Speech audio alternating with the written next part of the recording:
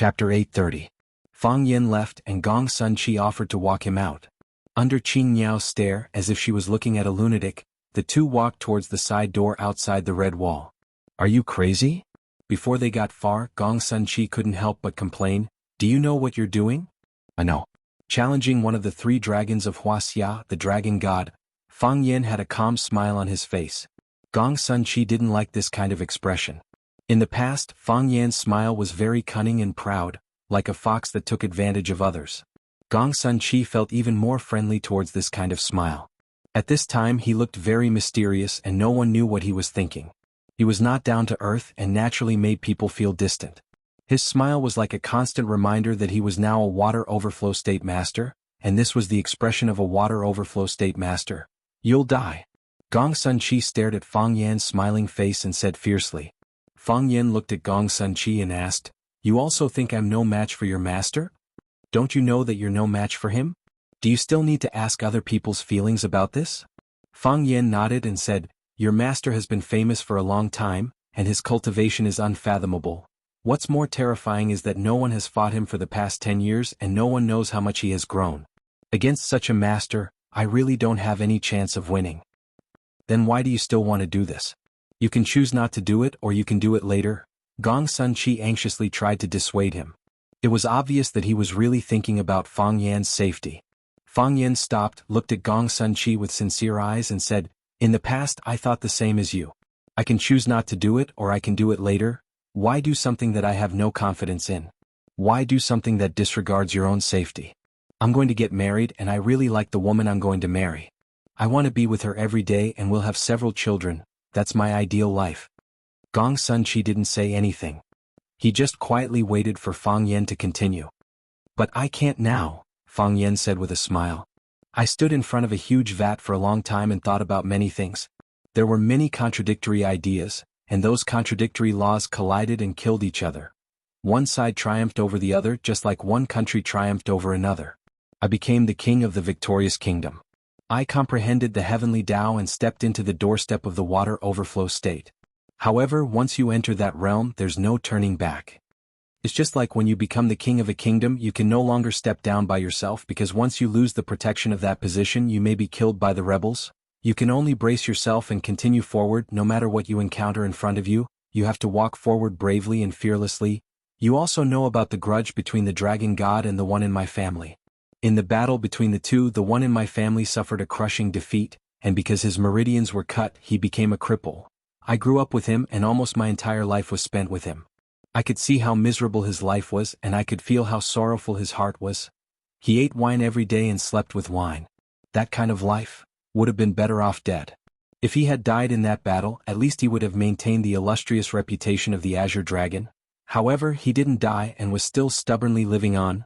When everyone mentions the Azure Dragon's name, they would sigh in regret, saying that a heavenly son of heaven was destroyed in a day, but in their hearts, they were mocking his current situation. Most people would just ignore him when they saw him. Who would care about the opinion of a cripple? Can you imagine? How did he survive such a life?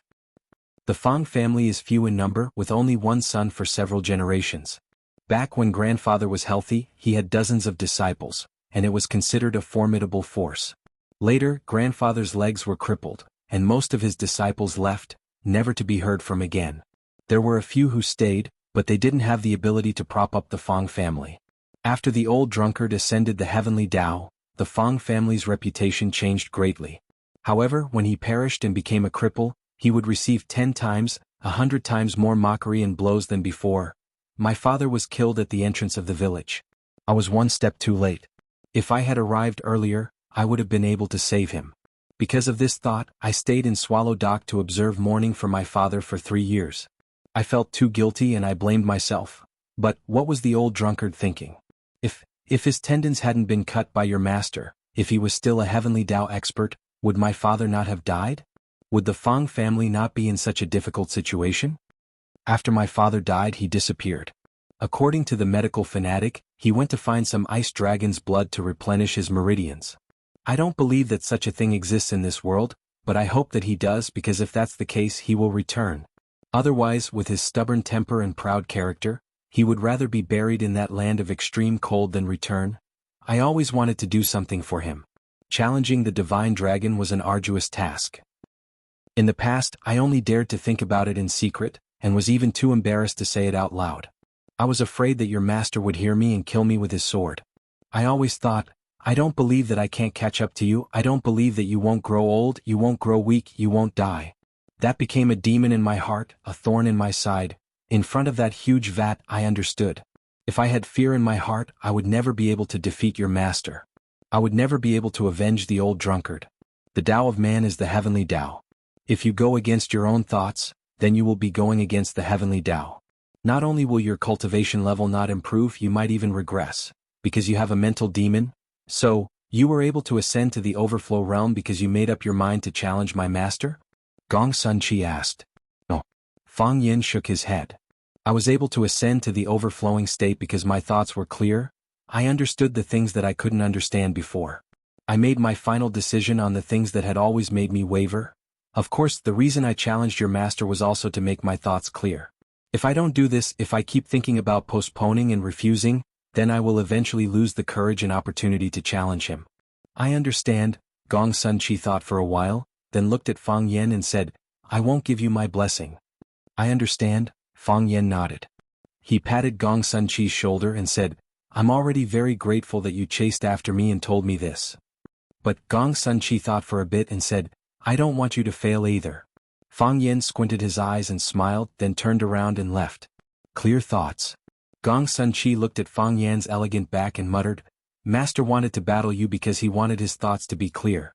You came to challenge my master because you wanted your thoughts to be clear. But do you know that the way you are doing it is making it hard for my thoughts to be clear? The news that Fang Yen wanted to challenge the dragon god spread to a certain group of people in Beijing very quickly. Is that kid crazy? Why would he dare to challenge the divine dragon? A horse doesn't know what's good for him. With his mediocre skills, he dares to challenge the 3 dragons of Wuxia? He's far from it. There's going to be a good show. The heavenly Tao realm expert who destroyed the Fang family years ago, Mo Qinglong, probably won't show any mercy this time, right?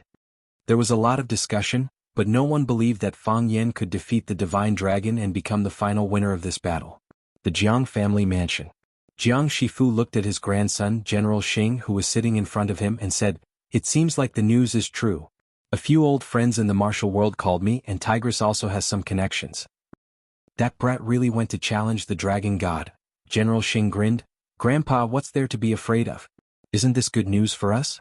Since Fang Yen took the initiative to issue a challenge to Mr. Dragon God, only death awaits him. If Fang Yen dies or gets injured by Mr. Dragon God's hands, our Jiang family will be able to reap the benefits. Previously, the Fang family's Mo Qingdi was crippled by Mr. Dragon God after his tendons were broken, and the Fang family was bullied and humiliated. Until now they have not recovered. If something like this happens again, it will not be anything new.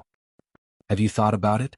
Jiang Shifu looked at General Xing with a serious expression and said, Why does Fang Yen want to challenge the divine dragon? What makes him think that he can challenge the divine dragon? You've interacted with him many times. Do you think he's crazy? Or is there something wrong with his IQ? I've heard. General Xing knew that the old man in front of him was angry, so he toned down his attitude and said, Fang Yen broke through the water overflow state and became a powerhouse that can compete with the heavenly path state. If he didn't do this and didn't challenge the divine dragon, our Jiang family would have to adjust our attitude towards him. However, he's courting death by challenging Mr. Dragon. How could he be Mr. Dragon's opponent?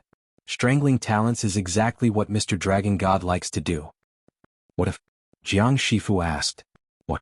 General Xing did not understand the meaning behind his grandfather's words. If Fang Yen defeats the divine dragon, if Fang Yen wins this battle, Jiang Shifu looked at General Xing with a sharp gaze and asked, Have you thought about what the Jiang family should do when that happens? Chapter 831. General Xing looked at his grandfather with a pensive look and said, Grandfather, are you worried about Fang Yen, the threat he might bring to the Jiang family? One lives in sorrow and perishes in peace. General Shifu did not hide his thoughts as he said, Try your best to think of every possibility so that we won't panic when the time comes. If we don't understand the danger Fang Yen poses as well as the immense influence a heavenly Tao realm expert can bring, it will be a true disaster for our Jiang family. Grandfather, even if he reaches the water overflow realm, he won't be able to live for long. You also know that he just challenged the divine dragon and lived a tough life. In a week he will perish. When that happens, is there a need for us to worry about a dead person?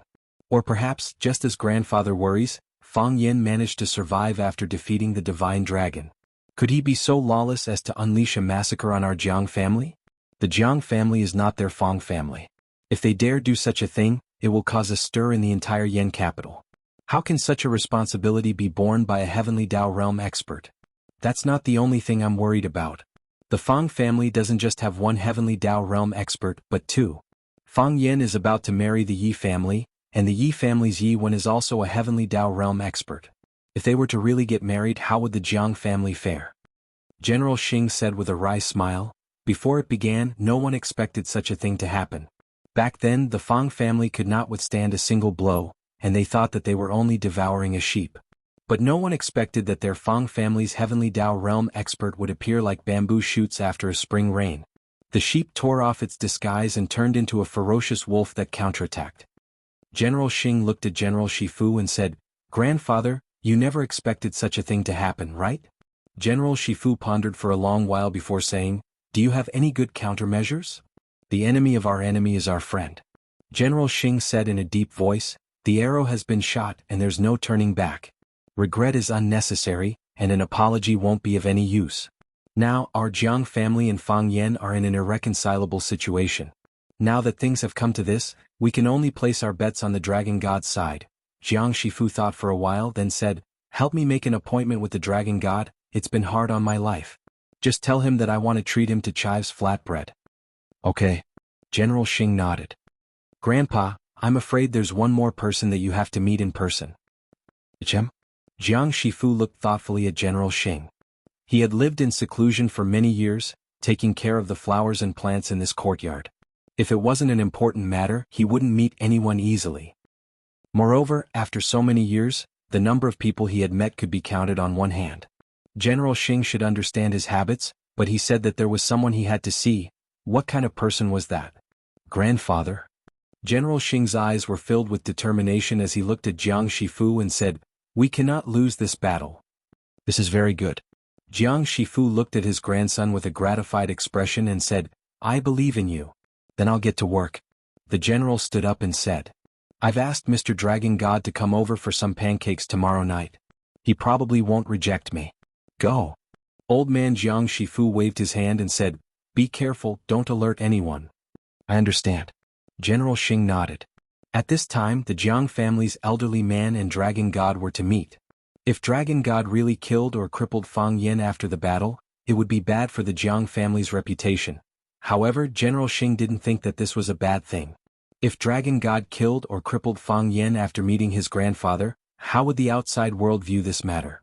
Yes, it would have a bad impact on the Jiang family's reputation. They might even suspect that the Jiang family was the mastermind. However, shouldn't those people be fearful of the Jiang family because of this? If they could link the Dragon God's hard work with the Jiang family, that would be the best. After Jiang Junling walked far away, the tigress returned to the elderly man. "Old master." The tigress stood respectfully in front of the elderly man. "Make a trip to Huaqing and meet Shangxin personally. Tell her that I miss her and ask her to visit when she has the time." Old man Jiang Shifu said. The tigress looked at old man Jiang with a surprised expression. She didn't expect him to make such a decision. Old man Jiang Shifu's expression was calm, but his voice was a little sad. He said, "The Jiang family's younger generation is incompetent.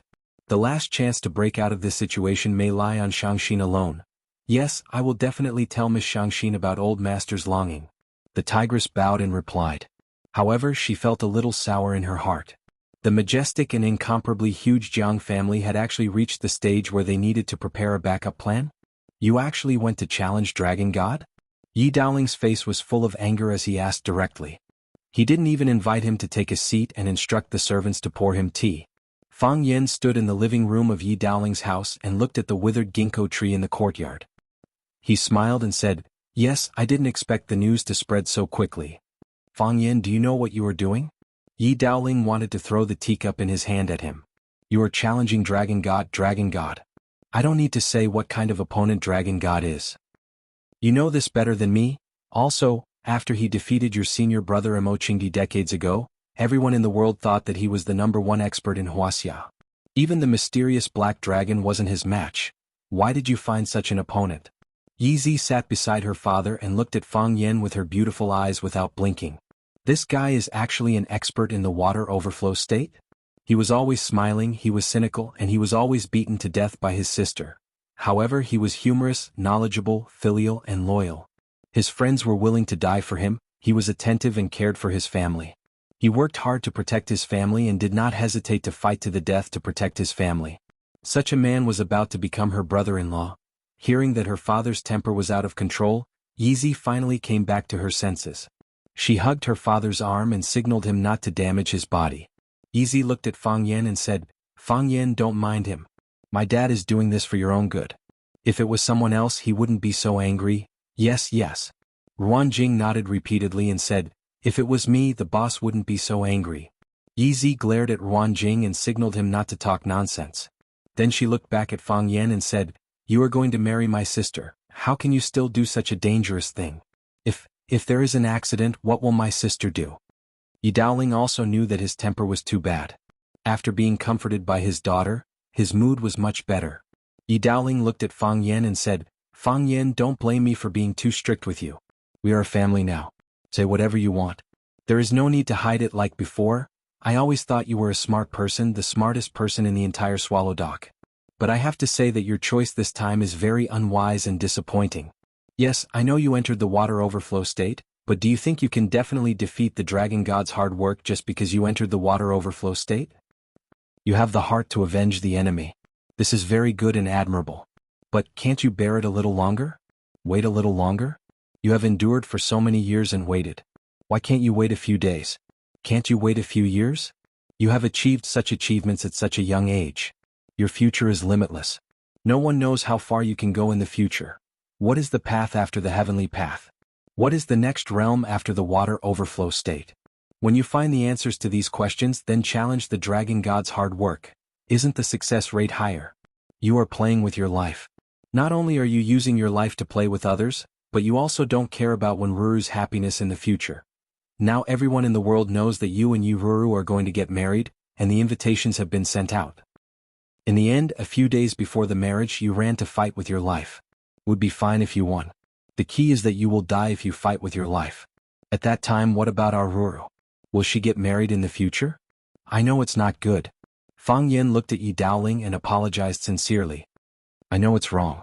I'm sorry to many people, my family, Yi family, and the person I'm most sorry to is Wenruru, but I also have a reason to do this. What reason do you have to do this? I'm afraid that if I don't do it this time, I won't be able to do it in the future. Fang Yan said with a smile. At least, this is the time that I feel the best about myself and the time that I'm most likely to succeed. Why do you think you can defeat the #1 master of Wuxia? Based on my feelings. Fang Yan said with a smile.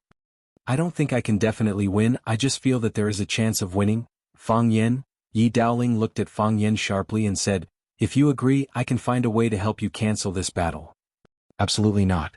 Fang Yan looked at Yi Daoling and said, morale cannot be lost. So you're determined to do this? Have you discussed it with Wenruru? Does she agree with you to do such a dangerous thing? She didn't discuss it with me. The courtyard door was pushed open and a girl in black strode in. Chapter 832. It was getting colder and colder in Yanjing. The weather forecast said that the first snow of the year would come in a few days. Of course, the weather forecast didn't specify which day it was. After all, it wasn't easy for them. Her long hair and clothes fluttered in the wind. Even if she didn't wear any makeup, people could still feel her breathtaking beauty. Yi Ro's temperament was very calm, but her face gave people a feeling of coldness. She was like an iceberg, beautiful but always made people worry that she was cold to the bone and not close to the people. Of course, compared with her, Qini Tian was even less close to the people. Qini Tian was very warm but too warm. Her beauty was like the sun in the hottest days, with millions of golden rays, without any concealment, and without mercy, unscrupulously burning the earth in people's eyes. But why did Yi Ro come at this time? Seeing Yi Ro coming, Yezi quickly ran to greet her, took the initiative to hold Yi Ro's arm and said with a smile, Sister, you're here. I knew you would come. Only you can stop Fang Yan. Yi Daoling also grinned, looked at Yi Ro and said, Ro is here? Did Yezi call you? Quickly persuade Fang Yan not to do such a stupid thing. Isn't it good to have a good birthday? There is no need to make things difficult for yourself. Yi Rou walked straight to Fang Yen, looked at Fang Yen and asked, "You want to challenge the dragon god?" Fang Yen looked straight into Yi Rou's eyes, nodded and said, "Yes, I have to fight. Why didn't you discuss it with me in advance? I was afraid you wouldn't agree. Why 7 days before the wedding? I was afraid I would die." Yi Rou stopped talking, and her beautiful eyes stared at Fang Yen without blinking, as if she wanted to see how many hairs there were on his face. "Go back with me," Yi Rou said expressionlessly. "Okay." Fang Yen nodded. So Yi Rou took Fang Yan's hand and turned to leave. Fang Yen smiled at Yezi and followed Yi Rou out of the Yi family's courtyard. Yi Daoling and Yezi were stunned. Yi Daoling looked at Yezi and asked, "Just like that?" "Just like that." Yezi nodded. "Just like that?" "Yes." "Why did they leave? Is the problem solved?" "I don't know. It should be solved. Sister Rou Rou is here. According to her character, she will definitely not agree to this matter. Besides, Fang Yen can't beat Sister Rou Rou. At most, he can break his legs." Yi Daoling rubbed the rim of his cup in annoyance and said, "Even if you want to leave, shouldn't you tell me? No matter what, I'm still their elder. Aren't they not behaving like juniors at all?" Yi nodded fiercely and echoed, "Yes, it's too much." Yi Daoling looked at Yi with a face full of smiles and said, "My own daughter is still the best. It seems that only us, father and daughter, will be eating at home today. I'll ask the kitchen to make a few more dishes. Let's drink the remaining half bottle of Maotai." "I can't bear to drink it when you are not at home. Dad, I can't accompany you for lunch today," Yezi said with embarrassment. I want to go back to Swallow Dock. Ancestor called me yesterday and said that she misses me. She asked me to go back to see her. I also want to see whether Sister Ruru has intercepted Fang Yen. How about letting Ruan Jing eat with you at home?" "I'm willing to eat with the chief." Ruan Jing tried hard to force a smile on his face and said, "But Yezi, it's not safe to drive back alone, right? How about I drive her back to Swallow Dock?" "Get lost." Yi Daoling slammed the cup on the tea table and waved his hand. "Get lost. Dad, I will go back to accompany Ancestor. I will say hello to Ancestor for you." Yezi stuck out her tongue and ran outside quickly. Ruan Jing looked at Yi Daoling carefully and said, "You are the chief. You told me to get lost. I can't disobey the order, can I?" After that, she ran outside like a rabbit. Yi Daoling looked at the empty house and suddenly felt a little lonely. He thought about it and grabbed the landline next to him to call his wife. "Come back after work at noon? The child is not at home. Let's go out to eat something good." Yi Rou drove and Fang Yen sat in the passenger seat. Yi Rou didn't speak and Fang Yen also remained silent. There was a song playing in the car, a song that sounded a little sad. "If it's too late before dark, I'm going to forget your eyes, spend a lifetime, can't finish a dream, waking up from a dream. This life is absurd, South Mountain. North Autumn is sad, South Mountain has a pile of grain, South Wind whispers. North Sea has a tombstone. This song is very nice." Fang Yen broke the silence and said with a smile, "Although it sounds sad, the feelings in it are very sincere. There is a couple in love. The man lives in North Sea and the woman lives in South Mountain. They are in a long-distance relationship. One day the man told the woman that he likes someone else and wants to break up with the woman. The woman was heartbroken, but she still accepted the arrangement. The man didn't fall in love with another woman. He was just sick. It was a genetic disease in his family. At this time it was difficult for him to even breathe. Few of his family lived past 30 years old, and it was difficult for him to break this curse. He was about to die. He didn't want to drag that woman down because he felt that he couldn't give him happiness." Yi Rou said calmly as if she was telling a story. Of course she was indeed telling a story. And then? Fang Yen was attracted by Yi Rou's story and asked. "There is no then?" Yi Rou said. Fang Yen was anxious and said, "How can you do this? How can there be a story without an ending? Aren't you a eunuch? Are you touched?" Yi Rou ignored Fang Yan's doubt and asked. "Yes." Fang Yen nodded. "I'm touched. That man is too great." "What about that woman?" Yi Rou asked. "Woman?"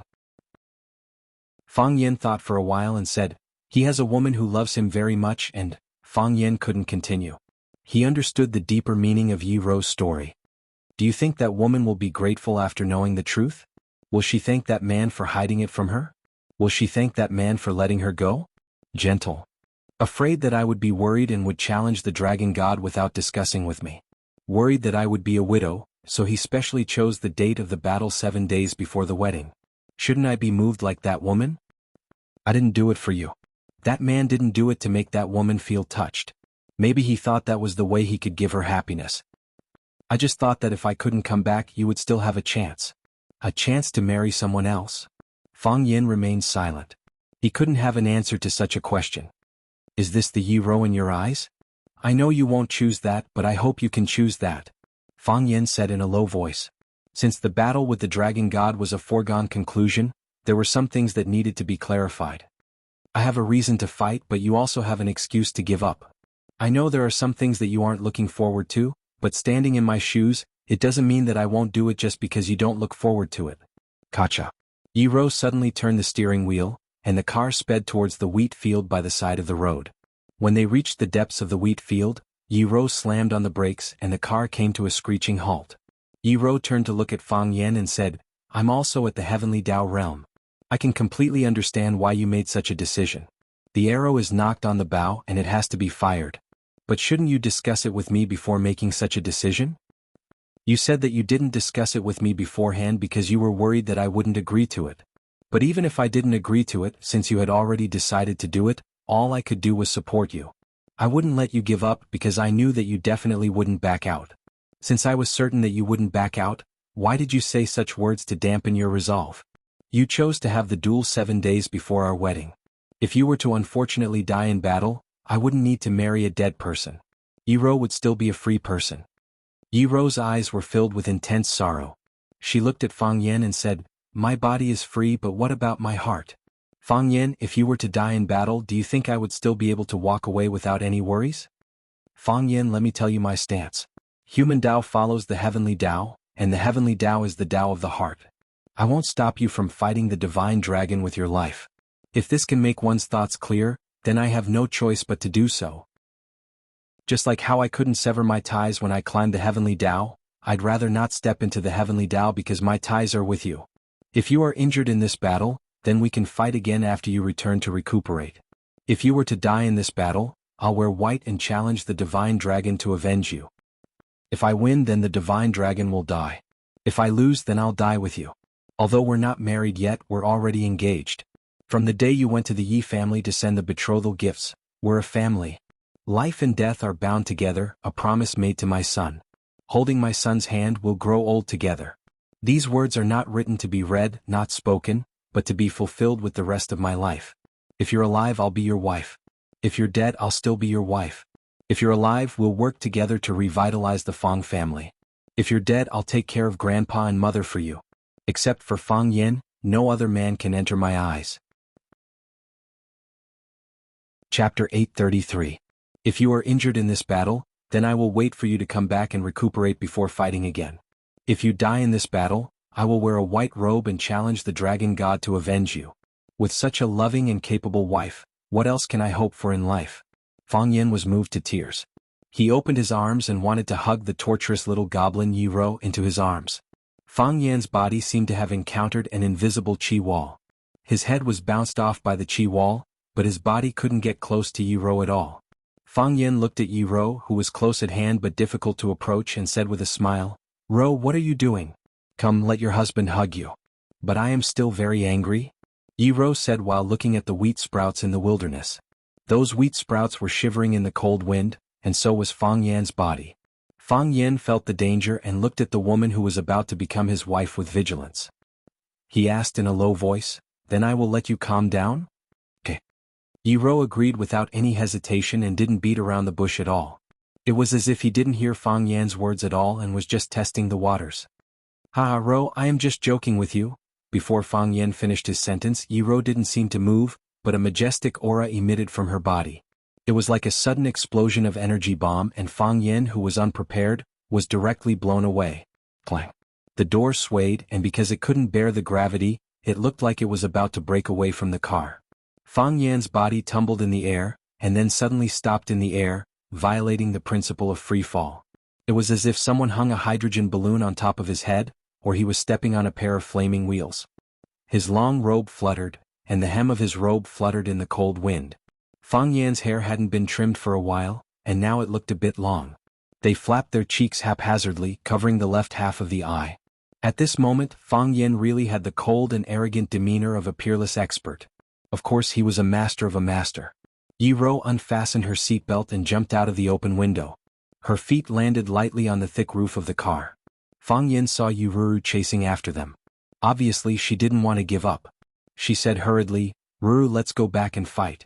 It's not good to fight and kill in public, right?"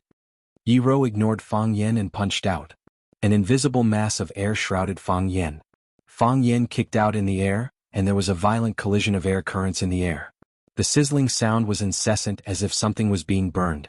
However, there were no sparks in the air that could be seen with the naked eye. In the distance there was the sound of gas bursting. A big pit was blown up in the wheat field, and a large area of green wheat sprouts was covered with black soil. It seemed that they would never show up again. The first punch was just a test. When Fang Yen kicked away the mass of air, Yi Ro stretched out her hand and pulled the Dragon Striker whip from her waist. The whip was like a long snake. It swung in the air one wave after another, and it curled toward Fang Yan's body. Fang Yen knew how terrifying Yi Ro's whip was. His body, which had stopped in the air, rose again. A cold wind blew and his body moved with the wind. He pounced toward Yi Ro's inner core at a speed that was hard to be seen by the naked eye. Clatter. The sound of firecrackers rang out. It was caused by the long whip tearing the air. Yi Ro shook her right wrist and the long whip in her hand spun back. The tip of the long whip seemed to have eyes. It hissed and bit toward Fang Yan's back. Fang Yan felt a chill run down his back.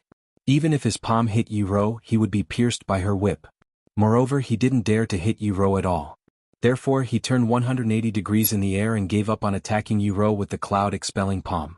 Instead, he reached out to grab the tail of the long whip. The tip of the long whip landed in Fang Yan's palm, but he felt a heat flow from his back. His qi and blood were tumbling in his body, and his organs were almost displaced. With a muffled groan, his body was like a rocket that had failed to launch, quickly smashing towards the ground. Plop. Fang Yan's body crashed heavily into the wheat field. With the spot where he fell as the center, the wheat sprouts and soil within a radius of tens of meters were sent flying by the irresolvable force. It was fine if he didn't move, but once he did, it shocked everyone. This was the power of the heavenly Tao realm. After Yi Ro sent Fang Yen flying with a slap, her body flew horizontally again. Her feet returned to her original position on the roof. It was as if she hadn't moved at all. "Don't think that I'll show mercy just because you don't fight back," Yi Ro said coldly. Half of Fang Yan's body was in the soil. He tried his best to raise his head, wiped the soil off his face and spat out the mud in his mouth. Looking at the lofty Yi Ro, he said with a smile, "How can a man hit his wife? Vent your anger. Even if you beat me to death, I won't do anything to you." "You beat me in the past too," Yi Ro said. "Yeah. At that time, you weren't my wife yet," Fang Yen said with a self-righteous expression. "I didn't know whose wife you would become. You bullied me, so I naturally fought back. A man can be beaten to death by his wife, but how can he be beaten to death by someone else's wife?" Yi Ro sneered and said, "Then I'll let you experience the true power of the heavenly Tao realm." Yi Ro flicked the whip in her hand, and the soft whip that could be used as a belt turned into an indestructible spear. Due to the immense force injected into the spear trembled violently. It was like a snake that was unwilling to be at the mercy of others. The spearhead buzzed as it darted forward again and again, in a bid to escape the terrifying woman's control. The spear's shaft was enveloped in a layer of white haze. The white haze turned green, red, and deep purple. The spear in Yi Ro's hand looked like it was about to burn. Yi Ro held the spear in one hand as she stretched out her other hand's slender middle finger to gently flick the end of the spear. Bang! A soft sound was heard. When the spear left her hand, a shocking scene appeared. It formed a purplish-red trajectory in the air. The trajectory was like a smear of mud in midair. Even after the spear left, it didn't dissipate. Sizzle. The spear became the source of incinerating everything. The surrounding air was swept over by it before being burned. The wheat sprouts on the ground, the black soil that maintained the wheat sprouts, the rocks that were wrapped in the black soil, and the ugly and innocent earthworms were swept over like moths to a flame before vanishing instantly. Not even a puff of white smoke could be seen. Skyfire ablaze. This was the true power of the heavenly Tao realm. It was the ultimate power of the world, or it could be said that they shouldn't even exist in this world. They should be weapons in the hands of sky gods, the will-o'-the-wisps of hell, a taboo for humans. However, a group of humans had broken the barrier and personally obtained this taboo power that came from a foreign land. The spear was silent. It didn't need to make any sound. However, no one could ignore its existence. This was because it was like a comet with a gigantic tail. It was coming at Fang Yen with an unstoppable might that could incinerate everything. It wouldn't rest until one of them was dead. Fang Yen sensed danger as his flesh tensed up. Every hair on his body seemed to stand on end. Although the spear had yet to reach him, Fang Yen already felt like he was being burned by an inferno. The heat wave hit him in the face, and the hair on his face and head gave off a burnt smell. This woman? Fang Yen cursed through gritted teeth. This woman must be crazy. How could she use such a killer move? Is she planning to murder her husband? Fang Yen was very worried that he wouldn't die at the hands of the divine dragon, but at the hands of his future wife, Yi Wenro. The Taiji heart that had been silent for a long time began to spin once again. The black and white Taiji fishes spun crazily before turning into a transparent crystal. On the surface, the crystal didn't seem to move at all, as though it had solidified. But in fact, its motion had been upgraded, turning into the motion of dark matter. Dark matter was a type of matter that was smaller than electrons and photons. It didn't carry any electric charge and wouldn't interfere with electrons. It could pass through electromagnetic waves and gravitational fields. It was an important part of the universe. The density of dark matter was very low, but the quantity was huge. Therefore, its total mass was very large. It represented 84.5% of the matter in the universe, of which the matter visible to humans only accounted for less than 10% of the total mass. In scientific terms, this was dark matter freely moving within. But in the eyes of martial arts practitioners, this was a sign that the body's potential had been developed to the limit. The cyclone had become a body of energy. It had become a tangible energy gate that could continuously extract energy. Fang Yan's knees were slightly bent, his hands were spread out, and his feet were drawing circles on the ground. He displayed the invincible drunken crane riding the wind to the extreme.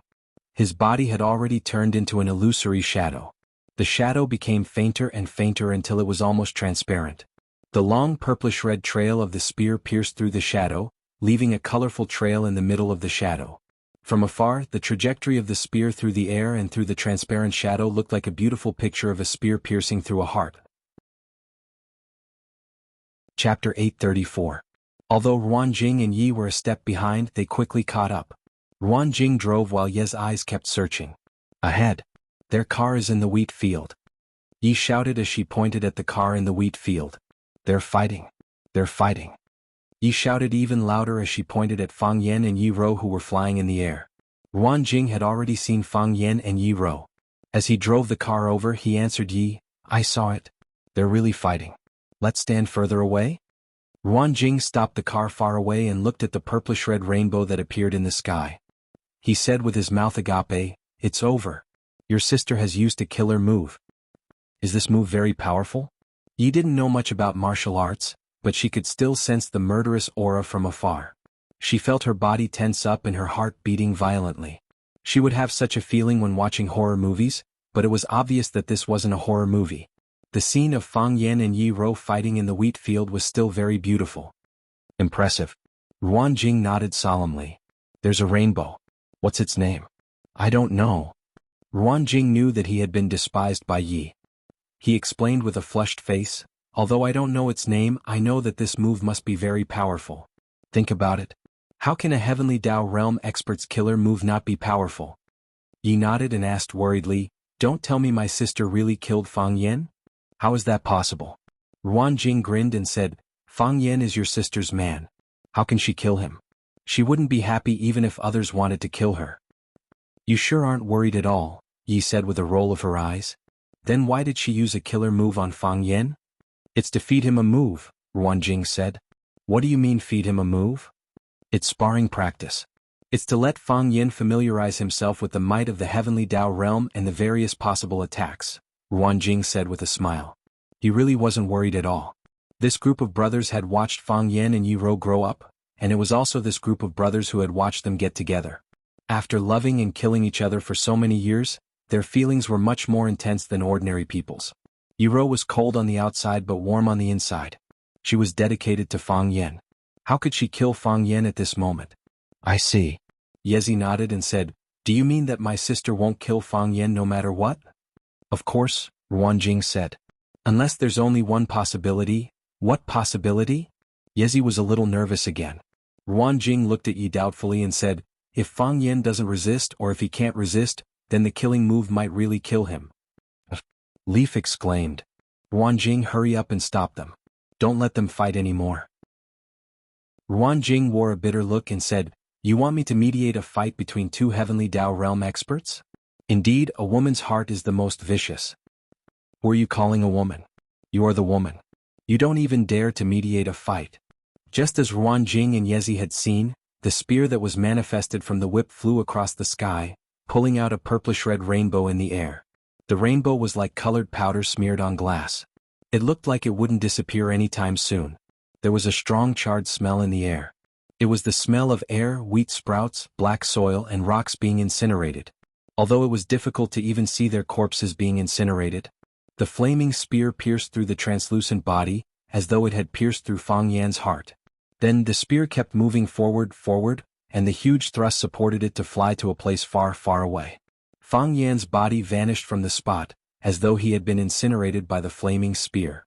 However, there wasn't any horror in Yi Ro's eyes. Her body remained standing on the roof of the carriage. The cold winds howled and her long hair fluttered. She looked like a witch that could destroy the world at any moment. Strange ripples appeared in the place where Fang Yan had just disappeared. Then a huge cyclone appeared in the air. The cyclone became slower and slower, turning into a transparent figure. As the speed of the cyclone slowed down, the figure became clearer and clearer. Fang Yan appeared again. It was very magical and it looked very strange. Fang Yan seemed to have gone to another time and space to hide for a while. After the danger passed, he came back. Fang Yan's body floated in the air. His feet didn't touch the dust on the ground. He was handsome, confident, and elegant. There was a faint smile on his face. It was as if he had just returned from a perfect vacation. Fang Yan looked at Yi Ro on the roof and said, this is the power of the Great Desolation and the most primitive power in the world. It's invincible and invincible. It can devour and incinerate everything it encounters. I thought it was just a legend. I didn't expect it to be real. The water overflow state is also very good. Yi Ro raised her chin slightly, looking very proud. At least you're good at running away. Fang Yan laughed out loud and said, I've been made fun of by my wife. Then I'll show you what the real water overflow state is. When Fang Yan spoke, he had become transparent in an instant. Yi Ro quickly turned around and slapped out. Their palms collided in mid-air, producing a dull sound. It turned out that when Fang Yan spoke, he had already changed his position. Before he finished his words, he had already launched an attack on Yi Ro from behind. Crack, crack. The two of them were fighting more fiercely. It's so exciting, Yi Ro said excitedly. Ruan Jing nodded and said, yes. Half an hour later. They're all so powerful. Ruan Jing nodded and said, yes. 1 hour later. Have they finished fighting? Ruan Jing shook his head and said, no. 2 hours later. Haven't they finished fighting yet? Ruan Jing shook his head and said, no. Go back to sleep. I'll call you when they're done. 3 hours later. Yi Ro opened her sleepy eyes and asked, what's wrong? They're done, Ruan Jing said. Oh. Yi Ro leaned back on the chair and fell asleep again. We're going back, Ruan Jing said. Yi Ro looked outside and was shocked. She said, wow, they're so powerful. They destroyed a wheat field in the field. Ruan Jing opened his mouth and didn't know what to say. Yi Ro was still driving. Fang Yan's body slumped in the passenger seat. I can't bear to hit you, Fang Yan said in a weak voice. Yi Ro ignored him and drove with a serious face. I mean it. I can't bear to hit you, Fang Yan emphasized again. By the time the group returned to Swallow Dock, lunchtime had long passed, and it would be time for dinner in a while. When Fang Yan returned home, Yi Ro followed him to the Fang family's house. Ruan Jing and Yi Ro didn't hesitate and followed them. Lu Wan looked at Yi Ro as if she was her future daughter-in-law. She took Yi Ro's hand and asked her why she came back so late and if she had had lunch. Yi Ro said no, so Lu Wan went to the kitchen and asked the servants to cook. Fang Yan touched the bleeding wound on the corner of his mouth and wanted to cry. He was injured so badly. Didn't his mother see it? Was she really his real mother? The future mistress wanted to eat, so the chef's speed was first class. She made some home-cooked dishes and a pot of rice. The four of them were so hungry that they gobbled up the food. Ruan Jing had just finished his third bowl of rice when the pheasant and mushroom soup was served. Only after everyone drank another bowl of soup could they be considered truly satisfied. Ruan Jing took a tissue and wiped his mouth. He looked at Fang Yan and said, I have to go back to deal with something. He looked at Yiro and asked, do you want to go with me? Yiro glanced at Yiro and said, sister, I'll go back to talk with the old ancestor. After that, they bade farewell to Lu Wan and left. Fang Yen looked at Yiro and Yiro also looked at Fang Yen. Lu Wan looked at Fang Yen and Yiro and seemed to suddenly think of something. She said, I also have an appointment with your aunt to discuss the wedding. You two have a rest. I'll go to talk with my aunt. After that, she left with a little girl. Now there were only Fang Yen and Yiro in the living room. Fang Yen looked at Yiro and said, don't you have a rest? Yiro stood up and said, come here. Okay. Fang Yen nodded and stood up. Yiro pushed open the door of Fang Yan's room. After Fang Yen passed by her, she closed the door and locked it. Yiro stood at the door and said to Fang Yen, go take a bath. Okay. Fang Yen nodded again. He didn't dare to resist because he was afraid that Yiro would beat him again. When he walked to the door of the bathroom, he suddenly came to his senses. He stared at Yiro and said hesitantly, Ro, it's not good. It's still early and my mom may come back at any time. How about we wait a little longer? Yiro looked at him expressionlessly and said, I said take a bath. Okay. If you are in a hurry we can close the curtains. Fang Yen trotted into the bathroom. Idiot. A charming smile appeared on Yiro's face. Chapter 835. Indulge in the night, tell me it's hard to find you, turning back is a dream, still passive, escape, stare at you but deeply annoyed, Fang Yen coughed violently and water poured into his mouth. Fang Yen took a quick shower with a little joy in his heart. He used a towel to wipe his hair and the water stains on his body. Then he walked out of the bathroom in clean pajamas. Yiro sat on the bed looking at him with a strange look, with a rare shyness on her face. Get on the bed, Yiro said. Okay. Fang Yen answered, moving to the bed with small steps, climbed on the bed with his butt up, and then closed his eyes, lying on the bed with his body spread out. Lying on the bed, some lewd pictures came to his mind, and a dot appeared under the word big, which became 2. Fang Yen felt a little embarrassed thinking, how can I do this? But then he thought, this is what a real man should do, if not, Yiro must think there's something wrong with me. Turn over and lie on your stomach, Yiro said. Okay. Fang Yen was about to change his position. When he was about to turn over, he suddenly felt this behavior was a little inappropriate. He could love endlessly, but he couldn't accept such humiliation. Fang Yen lay back down. He looked at Yiro timidly and said, why don't we just lie down? You can lie on top. You must lie on your stomach. Yiro's attitude was very tough. I'm not used to that, you'll get used to it. Fang Yen was angry and shouted, Yiro, I'm telling you, although I don't want to hit you, it doesn't mean I can't beat you. I'm a man and I've given up my pride and self-esteem to let you lie on top, but you're still not satisfied. You want me to lie on my stomach? Why do you want me to lie on my stomach? What can you do? Apply medicine. Yiro looked at Fang Yen as if looking at a lunatic and said these 2 words softly. Fang Yan's body instantly stiffened, and he immediately closed his eyes. However, when she thought of how Yi Wenru was still staring at her from the side of the bed, she closed her eyes. Wasn't it the legendary act of burying one's head in the sand? Thus, Fang Yen opened his eyes again. Fang Yen bravely looked into Yi Wen's eyes and said, I know you're applying medicine. But can't I apply it while I'm lying down? The palm I used to hit you was on your back, Yiro said expressionlessly. Fang Yen felt that he was really stupid. How could he think of anything else? Yiro was his fiancée, a woman who would soon become his wife. No matter how impatient she was, it was impossible for her to get on him at this moment. Of course, it was impossible for him to do such a thing. So Fang Yen turned over and exposed his back to Yiro. Yiro smeared the brown ointment on her palm, and then gently rubbed it on the spot where the blood clotted on Fang Yan's back. After applying the ointment evenly, she began to massage the clotted blood with her palm. There was a cyan light flashing in the middle of her palm, and a scorching warm current flowed on Fang Yan's back. Fang Yen felt a burning pain on his skin. He knew that Yiro was using her internal force to help him improve blood circulation and remove blood clots to repair the damage to his internal tissues. This woman didn't hold back when she hit him, and she didn't hold back when she treated him. If you use a little more force, I won't have to fight against the dragon god this time, Fang Yen said with a smile. If I use a little more force, you won't have the chance to fight against the dragon god anymore, Yiro said. Fang Yen covered his head in the pillow, smiled shyly and said, I know you don't want to do it. Crack, Yi Rou suddenly slapped him, and a dislocated bone on Fang Yan's back was reset. Ouch! Fang Yan cried out in pain. Anything can happen, Yi Zichen said. Yi Rou's palm continued to massage the injured spot on Fang Yan's back, and there was a gentle smile on her lips that Fang Yan couldn't see. This time, I believe you. Fang Yan lay there and didn't dare to move. I didn't do my best, Yi Rou said softly. I know. Fang Yan said with certainty, although you've tried very hard, you don't have killing intent or fighting spirit in your heart. So it's hard for you to use your full strength. I have killing intent, but I also have fighting spirit.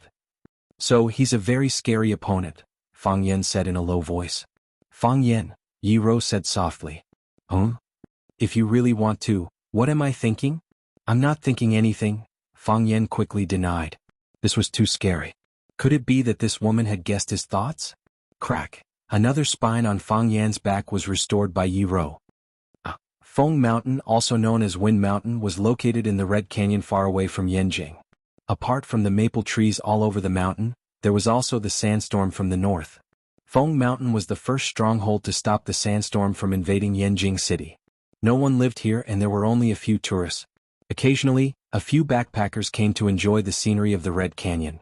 When they set up camp and prepared to cook, they found that a thick layer of sand quickly fell into the pot as soon as they put it on the fire. Unable to hold on, they packed their bags and fled in panic. Feng Mountain was more lively today because someone was going to fight here. Ever since Fang Yan went to challenge the Dragon God, the news that both sides had agreed to fight in 7 days at Feng Mountain had spread. Many people had come here in advance to survey the terrain and find out the truth. Some people started setting up early. They drove their cars, prepared their tents, and settled down in a place with a beautiful view.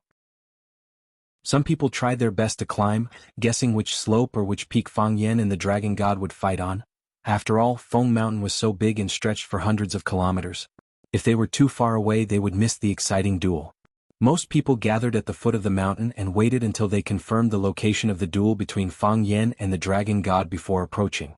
Most of the people who knew about the duel were influential figures in Yanjing City. Their circle was small, but there were many people. Everyone knew each other, so it was common to see such a scene. Hey third brother, you're here too? What's up? Who do you bet on? I bet on the Dragon God. Young Master Zhang, come here. Try this red wine I brought. I know you like it. I'm sure you'll be satisfied. 3 twos, I bet 3 twos. Why are you betting on a pair of kings? Are you stupid? Have you figured out who's the landlord here? Velai Peak. This was the loneliest and steepest peak in Feng Mountain. It was high and dangerous and there was almost no road. It was said that several groups of mountaineering enthusiasts wanted to conquer Velai Peak, but they were all conquered by it. After a life was lost, those people finally gave up on this place with all kinds of legends. Of course, such road conditions couldn't stop Fang Yan and the Dragon God's hard life. The person accompanying Fang Yan was Yi Rou. Originally, he wanted to come alone, but after Yi Rou glanced at him, he immediately understood what she meant. Maybe it was because the wedding day was approaching, but they were getting along better and better. Fang Yan felt that he understood Yi Rou better and better.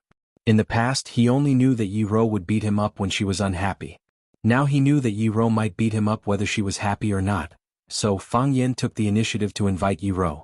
Yi Rou nodded and agreed readily. The Dragon God's hard life was accompanied by his disciple, Gong Sun Chi. On one side was his master and on the other side was his savior. Gong Sun Chi was most unwilling to see this duel. Even though they had already arrived at the venue, the way he looked at Fang Yan still made Fang Yan feel a strong, pleading. His eyes could speak and he was telling Fang Yan, stop fighting, go back. Go back to your own home, find some vegetables and fight as you want, abuse as you want. Fang Yan felt that Gong Sun Chi was really his good brother. Fang Yan was dressed in white, which was his special request. Because he liked Shimen Shueishui and Gu Long's Wuxia novels. No matter which door he was in, since it was snowing, it was more appropriate to wear white. In Fang Yan's mind, Shimen Shueishui must wear white. If he wore black, yellow, red, or purple, it would not be worthy of such a cool name. The Dragon God's hard life was still dressed in a gray robe. When Fang Yan first saw him, he was wearing the same clothes, and now he was still wearing the same clothes as if he had never bought a new set of clothes. His body was skinny, and his hands were folded in his sleeves. Standing on the top of the mountain, he looked like he would be blown away by a gust of wind. Gong Sun Chi walked in front of Fang Yan, looked at Fang Yan and said, "You've decided you won't change your mind?" Fang Yen patted his shoulder and said with a smile, I can understand how you feel, but you should also know that when we last met, I had already made up my mind. The dragon god saw this scene and sighed, my disciple Dragon God's hard life is still not as good as Green Dragon Emo Chindi's disciple. This duel is inevitable, why say so much? Fang Yen glanced at the dragon god's hard life and said, Gong Sun Chi is just more sentimental than I am. He is willing to care about the fate of others, but I care more about my own fate. You sure know how to defend him. The dragon god said with a smile. His gaze fell on Yi Ro, who was beside Fang Yen, and said, I heard that Fang Yen is going to marry Miss Yi. One family with two heavenly laws, this is something that has never been heard of for hundreds of years. It will definitely be a great story in the future. Yi Ro looked at the dragon god's hard eyes and said in a cold voice, if you kill him, I will definitely kill you. Chapter 836. If you kill him, I will definitely kill you. Yi Ro's words were sonorous and powerful. It did not make sense to make such a threat before the duel. However, according to Yi Ro's usual character and style of doing things, it was not strange at all. Besides, the last time the Divine Dragon battled with the Azure Dragon Emo Chingdi, it was a friendly duel, but the Divine Dragon broke the tendons of the Azure Dragon Emo Chingdi's hand, making him wish he was dead. Who asked this old fellow to have such a record? The mountain winds howled and sand filled the sky. Hearing Yi Ro's words, the Divine Dragon's expression did not change, nor did he show any anger. He looked at Fang Yen with a smile and said, You have a good wife, it is a great blessing in life. Fang Yen nodded and said, You don't have to be envious, it's useless to be envious anyway. At your age it's probably not easy for you to find a wife, right? Aha! The Divine Dragon laughed out loud and said, That makes sense, it really makes sense. At my age it's probably not easy for me to find a wife, let alone a good wife in the heavenly Tao realm. The husband and wife ganged up to bully his master, an old man who had never even married a wife in his life. This was unacceptable to Gong Sun Chi. He could not be angry at his savior, Fang Yen, so he targeted Fang Yan's wife Yi Ro. See, straight men are so cute. What a joke. If Fang Yen is killed by my master, will you be able to avenge Fang Yen? Why do you think you are better than Fang Yen? Gong Sun Chi sneered. When he spoke, the direction of his nostrils indicated the target of his attack. Yi Ro glanced at Gong Sun Chi and said, What right do you have to speak? What do you mean? If you were slightly more powerful, would you still need your master to fight Fang Yen personally? Yi Ro, do you dare to accept my challenge? Gong Sun Chi gnashed his teeth, wishing he could cut Yi Ro into two pieces right there and then. He really felt pity for Fang Yen. Such a good man, handsome, charming, humorous, skilled in martial arts and loyal, how could he fall into the hands of such a woman? How could he be happy in this life? I dare not, Yi Ro refused on the spot. I don't compete with people of lower realms. Gong Sun Chi drew his sword on the spot, ready to fight to the death with Yi Ro. Gong Sun Chi. The dragon god tried his best to stop him. Stop messing around. Master, she's going too far. Gong Sun Chi roared with a red face and neck. What's wrong with being ridiculed because your cultivation isn't good enough? Only by knowing shame and courage can one become a master of a generation. The dragon god worked hard and did not hesitate to stab his disciple in the chest. Gong Sun Chi really wanted to go down the mountain. There was no way to continue watching this fight. The dragon god looked at Gong Sun Chi and said, When you reach the top, all the mountains are small. The most important thing is the process of climbing. When you reach the top, there is no one around you, no one to talk to. How lonely and helpless will that be? When you can't see the stars and the moon in front of you, how will you have the direction to chase? How will you have the motivation to chase? It's a happy thing to have an opponent to defeat and surpass. How boring is it to have never been defeated in life? Gong Sun Chi's face turned serious, he bowed respectfully to his master and said, Master, your disciple understands. Your disciple will definitely focus on cultivation and climb to the heavenly realm in the future. The dragon god nodded to his disciple and said, You have the talent, it's only a matter of time for you to climb to the heavenly realm, but you lack training and the hardships of putting yourself at death's door. This will hinder your climbing to the heavenly realm. The dragon god pointed at Fang Yen and said, As the saying goes, the children of the poor become responsible early. Although Fang Yen has experienced many setbacks and challenges, it has honed his temperament and aura, that's why he entered the realm at such a young age. You are my disciple, this helped you in the early stages, allowing you to improve quickly and have a solid foundation. But it also hurt you in the later stages, you can only progress slowly, and you lack the surprise of reaching the heavens in one step. Fang Yen was a little unhappy. He thought, this old man doesn't even know how to praise someone. Who are you calling a child of the poor? My family was rich back then, okay? Now my family is even richer, okay? Gong Sun Chi was deeply inspired. He looked at the dragon god and the dragon god with sincerity and said, a teacher for a day, a teacher for life. To be able to become master's disciple is the greatest fortune of my life. No matter what, I will continue to work hard. Even if it's a little slow, it doesn't matter. I think one day I will climb to the heavenly realm. Your disciple will definitely not embarrass master. The dragon god grinned and said, with these words of yours, our relationship as master and disciple has not been in vain. The dragon god seemed to be bidding farewell to his disciple. After he was done, he looked at Fang Yen and said, I haven't moved in a long time, and I don't usually have the thought of exercising with great fanfare. So, in this battle, I hope you can let me have a taste of failure. Fists and legs have no eyes, killing or mutilating depends on your means. The dragon god's voice was very calm, and when he spoke, there was a faint smile on his face. However, it gave off a tough feeling that was hard to ignore. The dragon god, usually looked low-key and amiable, like an approachable little old man. Only at this moment did he reveal the aura of a heavenly Tao realm in his fangs. Killing or mutilating depends on your means. This sentence was very straightforward, and it was also very magnanimous. It was 1,000 times more magnanimous than Yi Ro's, if you kill him, I will definitely kill you. The dragon god was a domineering person who saw through life and death and was willing to give up everything, while Yi Ro was a domineering person who cherished him excessively and wanted to make him stay. Both were very precious. Fang Yen nodded and said, to be honest, I don't blame you for breaking the old drunkard's tendons, because if I had one today, I would have done the same to you. The dragon god laughed again, looked at Fang Yen and said, you're really an interesting guy, I'm full of expectations for you. The wind is cold in the high mountains, are we going to start? If this goes on, this old man's body won't be able to take it anymore. Fang Yen turned to look at Yi Ro, looked straight into her beautiful eyes and said, I'll be right back. Okay. Yi Ro nodded.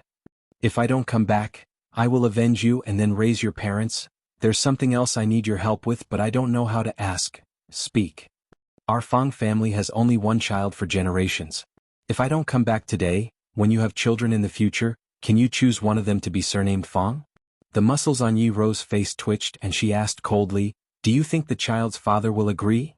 Fang Yan's expression changed drastically and he said, are you really going to have children with him? Why not? Yi Ro looked straight into Fang Yan's anxious eyes and said, if that man is Fang Yan. Fang Yan stretched out his arm, and Yi Ro lay in his arms like a little bird. There was no shyness nor was there any violence. It was so natural, filled with reluctance. Gong Sun Chi glanced at his master and then quickly looked away. He thought, master doesn't need to do this, right? Yi Ro and Gong Sun Chi began to retreat, and they only stopped when they reached the edge of Flying Peak.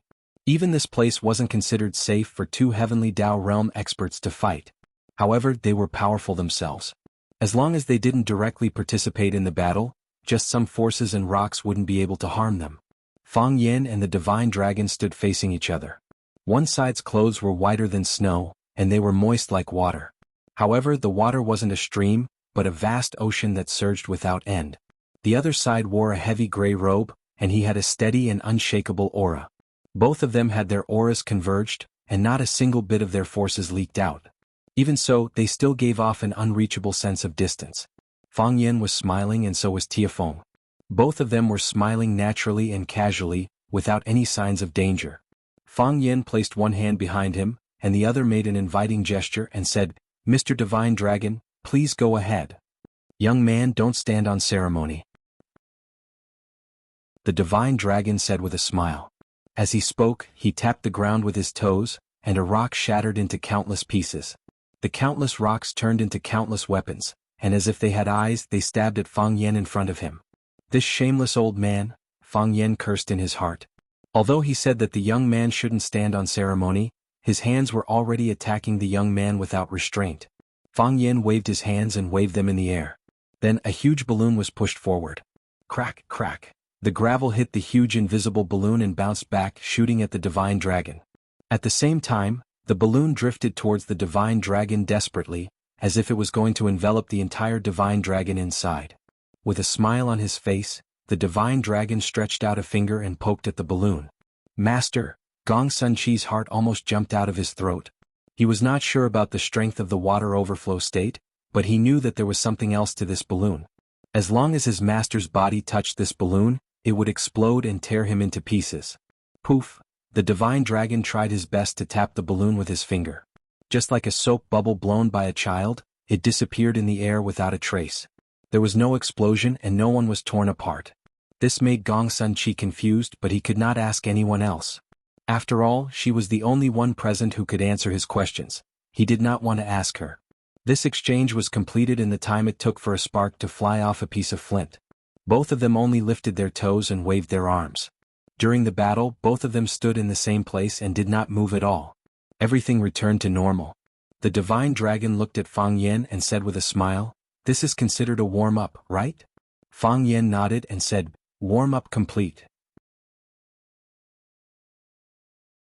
Chapter 837. The foot of Feng Mountain was bustling with noise. Master Zhang, did they start fighting? Did they start fighting or not? Who knows? There wasn't even a bird, let alone a human. I say, someone like the dragon god wouldn't go up the mountain through this path, right? They stood on the peak after a few leaps and bounds. Do you think this is a fantasy film?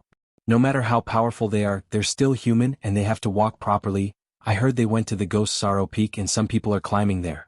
Should we go and take a look? The dragon god is too much. Why didn't he do a live broadcast of such a big battle? If we stay here, they won't even know when the battle is over. Why don't we set up a big screen here in the Grand Canyon for a live broadcast? We can buy tickets to enter, drink beer, eat barbecue and have a few pretty girls. Ha, he's not economical at all. Do you think this is a challenge tournament? What kind of master is Mr. Dragon God? I heard he's like a god who can kill a big tiger with one punch. Beijing. A villa in the suburbs. Qin Yiqian held a cup of tea and stood on the edge of the corridor, looking at the undulating peaks in the distance. Those peaks belonged to the sphere of influence of Fragrant Mountain and were far away from Feng Mountain. However, she was watching with deep focus, as if the battle of the century that she had been longing for was taking place there. She wasn't like the other rich young masters, who drove luxury cars with famous wine and beautiful supermodels to protect them.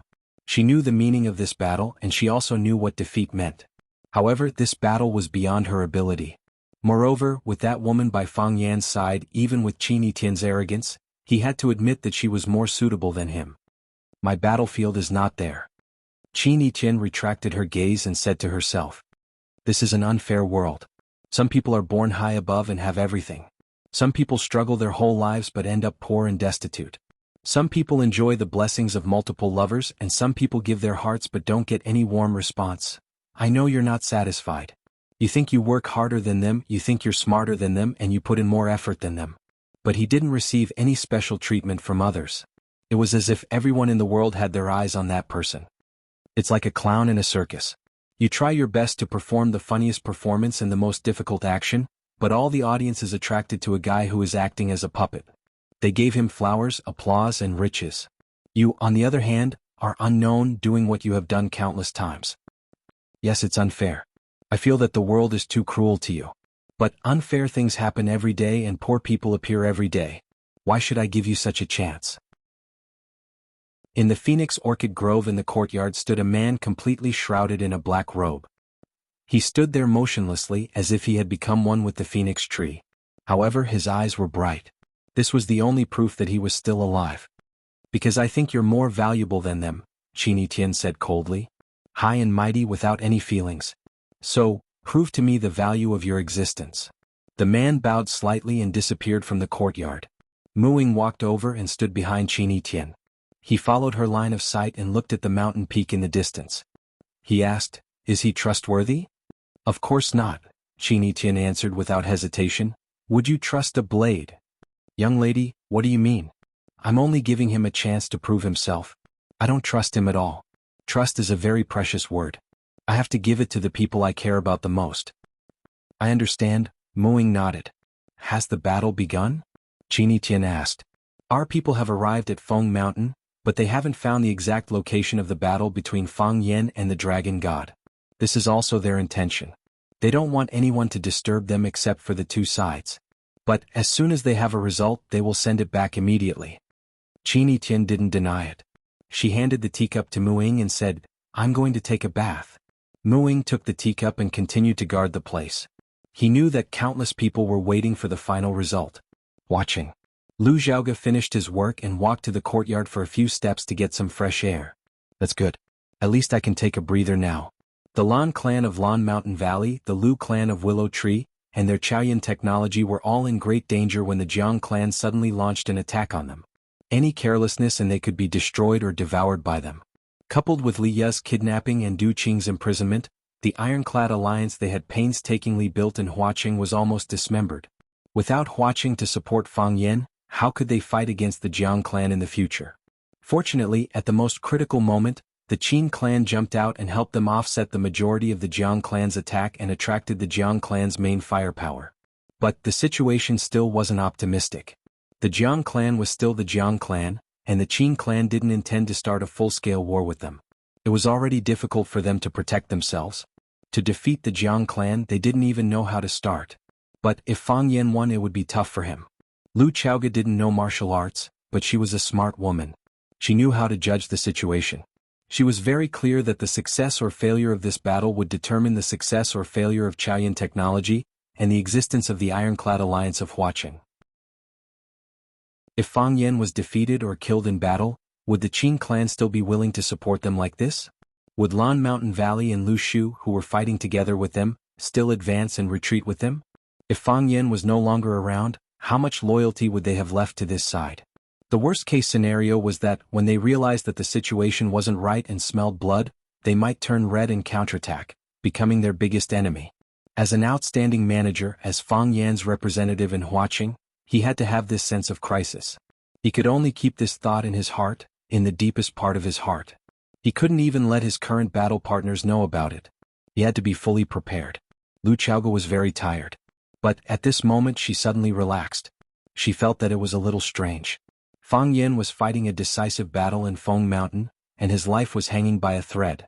Shouldn't she be more worried? Shouldn't she be under more pressure?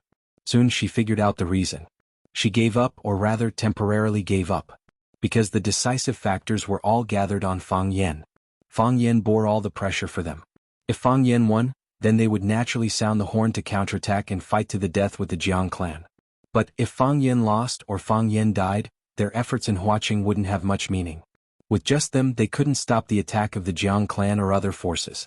This had nothing to do with how hard they worked. Only now did Lu Xiaoge truly realize the importance of Fang Yan's existence to them. That young man, that delicate man with thin shoulders, the man who idled around all day and was complained that he didn't do proper work, was actually supporting and protecting them in his own way. Fang Yan, Lu Xiaoge looked at the gray sky. Today's weather wasn't very good. There was no moon or stars in the sky. However, the night breeze was cool, so it didn't make people feel depressed. Lu Xiaoge held her stomach and said softly, "You must live." Swallow doc. The teacher was used to sleeping early. If there was nothing else, he would eat dinner at around 8 o'clock every night, boil a bucket of hot water, soak his feet and then lie in bed to sleep. Of course, he was also the earliest to get up in the village. When the people of Swallow Dock were still in their sweet dreams, he had already gotten up with a manure basket on his back to pick up feces. There were many domestic animals in Swallow Dock. The animals wandered around and defecated everywhere. However, the people who came to Swallow Dock would feel that it was especially clean. It was rare to see any animal feces, because they were all picked up by the elders of Swallow Dock, led by the teacher. The night was gloomy and the weather was cold. The teacher who lived at the entrance of the village was the first to bear the brunt of the cold. The north wind blew, almost sweeping up the straw mat in his thatched cottage. The teacher stood in the middle of the courtyard, wearing a fox skin. He looked up at the sky and muttered to himself, "It's probably going to snow heavily before the Laba festival." He held an enamel jar in his hand, which contained a large amount of tea leaves. After taking a big gulp of the tea leaves, the teacher looked at the green mountains in the distance and sighed, "This child is still too impatient. But isn't the water overflow realm in line with the heavens? If I had severed my mortal thoughts back then, where would I be now? Since Fang Yan has the confidence to challenge the dragon god, it means that he is fully prepared. He will soar to the heavens tonight." Fang clan. Fang clan's ancestral hall. Fang Huwei, the old master of the Fang clan, didn't have dinner that night. In the evening he asked his eldest son-in-law to push him in, then chased his son-in-law away and closed the door of the ancestral hall. Before this he had already abstained from meat and wine. He knelt in front of the plaque of the Fang clan's ancestors and prayed devoutly. He didn't believe in ghosts and gods, but he still hoped that they could protect his grandson. Fang Yan will win. Chapter 838. This was a world where looks mattered. Jia Zhaoqiang was short and fat and he stuttered a little. According to the natural elimination law of society, it was not easy for a man like him to find a partner. However, if he was the second young master of the Jia family in Yanjing, it would be a different story. Jia Zhaoqiang knew where his disadvantage was. Compared with other handsome playboys, he felt that he was too simple and honest. Therefore, in order to make up for his shortcomings, Jia Zhaoqiang especially liked to spend money. Anyway, he had secretly calculated that according to his current daily consumption level, the existing assets of the Jia family were enough for him to squander for 365 years. Even if he gave 265 years to his elder brother, he still had 100 years to enjoy. Jia Zhaoqiang was very worried that he would not live to 100 years old. Therefore, Jia Zhaoqiang put in a lot of effort when he spent money. For example, this time, in order to enjoy the much-anticipated Battle of Feng Mountain, Jia Zhaoqiang brought a team of Hummers. There were 2 bodyguards from the famous security company Golden Shield Security. In fact, he did not need bodyguards at all. However, rich playboys and young ladies all brought bodyguards. If he did not bring 2 bodyguards, wouldn't he be looked down upon? There was a chef and a personal assistant, red wine produced by a centuries-old Bordeaux wine cellar, a charcoal oven, and a rising B-list star, Li Qing, whom he had arranged a time earlier. Naturally, Jia Zhaoqiang gathered with other playboys. They drank and bragged and then took beautiful girls to the tent for wild sex. After Jia Zhaoqiang drank 2 bottles of wine and ate a few pieces of fat but not greasy lamb legs, he became interested in that aspect. He dragged the star named Li Qing into the tent. Li Qing followed Jia Zhaoqiang with infinite shyness in the midst of the playful teasing of those playboys. Whoosh! A white shadow flashed in front of Jia Zhaoqiang's eyes, rolling up a cold wind and attacking Jia Zhaoqiang's body. Jia Zhaoqiang stood there for a long time and asked, "Did you see anything?" Li Qing was busy acting shy. How could she notice anything else? So she shook her head and said, "What? I didn't see anything?" Jia Zhaoqiang rubbed his eyes and said, "It seems that there is nothing, let's go in. You only know how to scare people." Li Qing pinched Jia Zhaoqiang's fat arm. It was more like she was scratching and flirting with him. "I really saw a shadow," Jia Zhaoqiang said seriously. Seeing Li Qing's tender and alluring little face, Jia Zhaoqiang felt that there was really no need for him to waste time on some insignificant matters. So Jia Zhaoqiang held Li Qing's little hand and said, "Maybe I'm seeing things. Come quickly, I'm in a good mood, I'll let you enjoy yourself today." Pa! A black object flew towards Jia Zhaoqiang's face. Jia Zhaoqiang couldn't dodge in time, and his fat face was hit by the object. "Who is it?" Jia Zhaoqiang shouted. "Who the F***ck hit me?" He reached out his hand to touch his face, and there was a layer of greasy stuff on his palm. He placed it in front of his nose and sniffed it. It smelled like roasted mutton. Jia Zhaoqiang looked at his feet. It was the leg of lamb that he had thrown away earlier. He kicked the leg of lamb away and shouted at the top of his voice, "Who the F***ck threw something at me? What's going on? Are you not satisfied with me? If you're not satisfied, come out and fight me one-on-one. Don't you think hiding in the dark and doing this kind of thing is too shameful?" Although Jia Zhaoqiang was fat, he wasn't stupid at all. He had already calculated in his heart. In this area, there were only 3 families that the Jia family couldn't afford to offend, and one of them was a woman. The other 2 families were stationed slightly further away from him. Even if they wanted to hit him with a roasted mutton leg, they probably didn't have the strength to do so. Therefore, the people who could throw a mutton leg at his face were naturally the people that the Jia family wasn't afraid of. "Jia, who hit you? What are you shouting about? Even a small celebrity can't shut your mouth? Old Jia, if you don't go, I won't be polite anymore. Li Qing happens to be my type. Why don't I swap places with you?" Li Qing pulled Jia Zhaoqiang's arm and whispered, "Brother Chang, let's go in. I'm scared." Jia Zhaoqiang rubbed his face that was hurting from being hit by the mutton leg and said, "Son of AB***, don't let me know who did this shameless thing. If I find out, I'll definitely cut off the pig head meat on your face piece by piece." After saying that, Jia Zhaoqiang was about to enter the tent with his butt in the air when his butt suddenly tightened. Slap. Something hard smashed into his buttocks. Jia Zhaoqiang suddenly turned around and shouted, "Who? Who did this? Come out right now. If you have the guts, fight me one-on-one. I'll skin you alive today." Their employer was attacked, and the two retired bodyguards naturally ran over to protect him. "Young Master Chong, it's a mutton leg." One of the bodyguards used a knife to pick up the suspected murder weapon from the ground and reported to Jia Zhaoqiang. "Damn it." Jia Zhaoqiang looked at it and realized it was the mutton leg that he had just thrown out. Now Jia Zhaoqiang couldn't curse anymore. He had a creepy feeling in his heart. They were stationed at the edge of the canyon. There was a river at the edge of the canyon called Red River. When Jia Zhaoqiang threw the mutton leg, it was thrown in the direction of the Red River.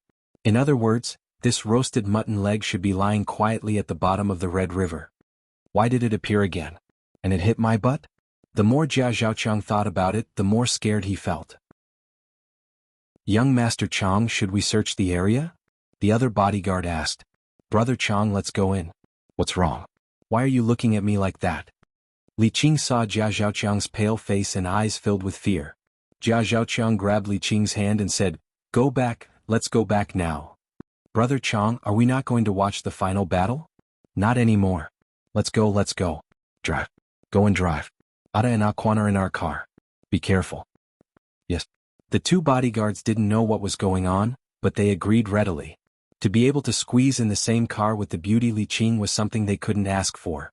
Although Li Qing couldn't jump to the top in the eyes of these bodyguards, she was already an unapproachable big shot.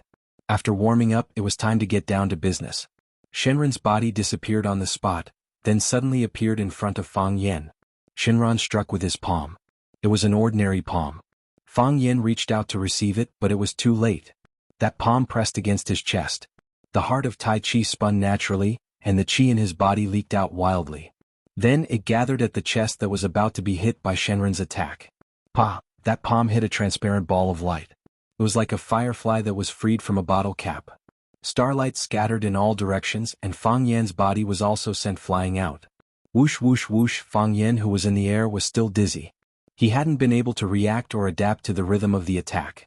Fang Yan's eyes were still watching the moment Shenron disappeared, but Shenron had already arrived in front of him. When Fang Yan saw Shenron coming to him, he had already struck with his palm. When Fang Yan saw the ordinary palm that the divine dragon had painstakingly unleashed, he raised his hand to block it. However, the palm was already about to land on his chest.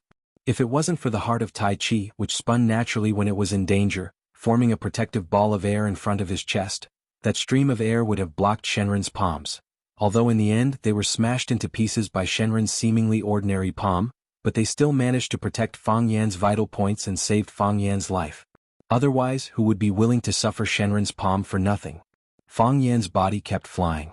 He flew over Yi Ro's head, over the forest, over the boulders, and was about to fly out of the range of the mountain to the cliff where he missed his footing. Fang Yan knew the height of Feilai Peak.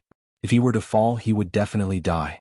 He forcefully gathered his qi and leaped into the air, taking large strides towards the peak of Feilai Peak. It looked like a celestial being sprinting in midair. Fang Yan's feet landed on the ground, and he felt a sweet taste in his throat as he spat out a mouthful of blood.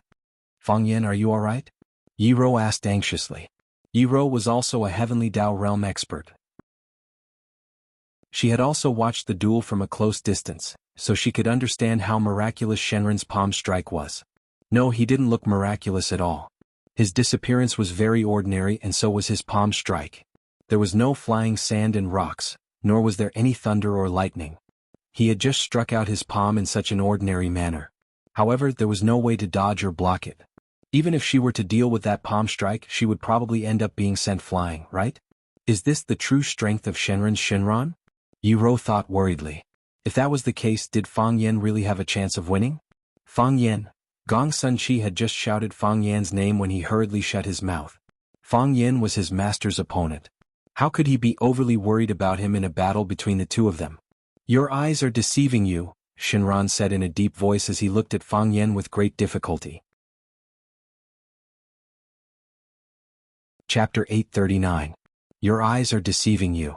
The dragon god looked at the injured Fang Yan and said, "You didn't see me. I didn't see you." Fang Yan's expression was solemn as he said in a low voice, "You saw me disappear on the spot. I wasn't me at that time. You saw me appear in front of you. I wasn't me at that time either. You saw me attack. I wasn't me at that time either. The human eye will create some illusions for the brain. Some illusions are formed naturally. Some are created artificially. Everything you saw was created artificially. I understand. Fang Yen nodded. Now I've thought it through. The ripples you created when you disappeared were illusions. Then, you used one illusion after another to create a complete attack. But at that time you were already in front of me. That palm strike, I endured that palm strike much earlier than what I saw. Mountain spirit manifestation. The dragon god said with a smile. It's just a small trick. But if it's used cleverly, it can achieve unexpected results. You've just entered the water overflow state. It's rare for you to understand the key to it so quickly. It's the heart of Tai Chi, Fang Yen explained. I thought the heart of Tai Chi would only react naturally when there's danger. Now I understand. My heart of Tai Chi has already started to prepare when it sensed danger. Otherwise, I wouldn't have been able to block your attack just now. The heart of Tai Chi is a 1,000-year-old lost art. It's indeed extraordinary. However, in these hundreds and thousands of years, there aren't many who could achieve the heart of Taiji. The divine dragon god gave Fang Yen a very high evaluation. You're a rare talent in the Tai Chi lineage. In time your achievements will be limitless. Thank you, Mr. Dragon God, for your praise. Fang Yen said with a smile. He took out a handkerchief from his pocket and wiped the bloodstain at the corner of his mouth. The white robe on his body was soaked in red spots by the blood, but there was nothing he could do about it. Who wouldn't bleed in the midst of fighting and killing? If it wasn't his blood, then it was someone else's. Fang Yen put the blood-stained handkerchief into his pocket, looked at the dragon god and said, "Let's try again." Look again. The divine dragon looked at Fang Yen with great difficulty and said. As he spoke, the dragon god once again disappeared from the spot. In the air there was the sound of space being torn apart, and the sound of air being wrapped up. The divine dragon once again appeared in front of Fang Yen and slapped Fang Yen's chest. It was the same attack method as before. The sense of rhythm. The dragon god's desperate attacks already had its own unique rhythm. Moreover, he was the one leading the rhythm. Everything was under his control. You could only obey or follow his rhythm. Otherwise, you would only suffer worse consequences. Because his attack was a domain, an illusion. If the domain was broken, it would explode. The shattering of the illusion would leave people at a loss as to what to do. Don't even think about it. Fang Yan's eyes turned cold as he gritted his teeth. This time, no matter what, he would not let the dragon god hit him again. Just as he was thinking this, the heart of Taiji had already started to spin. That transparent crystal seemed to be motionless, but it had already increased its speed to the limit. It was like the sun and moon in the sky that had not moved, but their speed was not something that could be followed by human strength. Waves of warm air broke down from the crystal core and gathered at the spot where the attack was about to hit. They were about to gather into a ball of light again and block the dragon god's desperate attack. Of course, this was the heart of Taiji's natural resistance. Fang Yen also wanted to resist. His body spread out and his feet drew circles on the ground. His body spun into a white ball of light. This time he finally had the time to fully spread out drunken crane riding the wind. His body turned into a ball of feathers, a leaf and a transparent ball of light. When you hit a feather with your fist, would the feather be hurt? No, before your fist even touched the feather, the strong airflow stirred up by your fist would have already sent the feather flying. Fang Yen was the feather that could be sent flying at any time. Of course, this time was different from the last time. This time he was the one who wanted to be sent flying. He was consciously trying to avoid and defend himself. Last time he was accidentally hit and was sent flying. Fang Yen felt that he was well prepared this time. Pa! Another palm hit Fang Yan's chest. The palm was light as a feather, but it suddenly came. It pierced through time and space without any warning. Moreover, Fang Yan's drunken crane riding the wind didn't even have time to dodge this palm. In other words, even if Fang Yen turned into a ball of feathers, the dragon god's desperate palm could still destroy the feather. If he used too much strength, the feather would fly away. If he used too little strength, he wouldn't be able to cause any damage to the feather. However, this choice wasn't too difficult for the dragon god's desperate life. He wanted to hit and he hit. It looked as simple as eating and drinking. Fang Yen tried everything he could and prepared himself, but still couldn't stop the dragon god's desperate palm. And it was the same palm that he had used before. A fight between experts can change in an instant. Once a technique is used too often, it can bring fatal danger to oneself.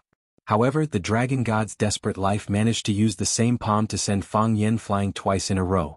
Fang Yan's body once again flew into the air. Like a kite, he was blown into the air by the wind, then forcefully used chi to twist his body.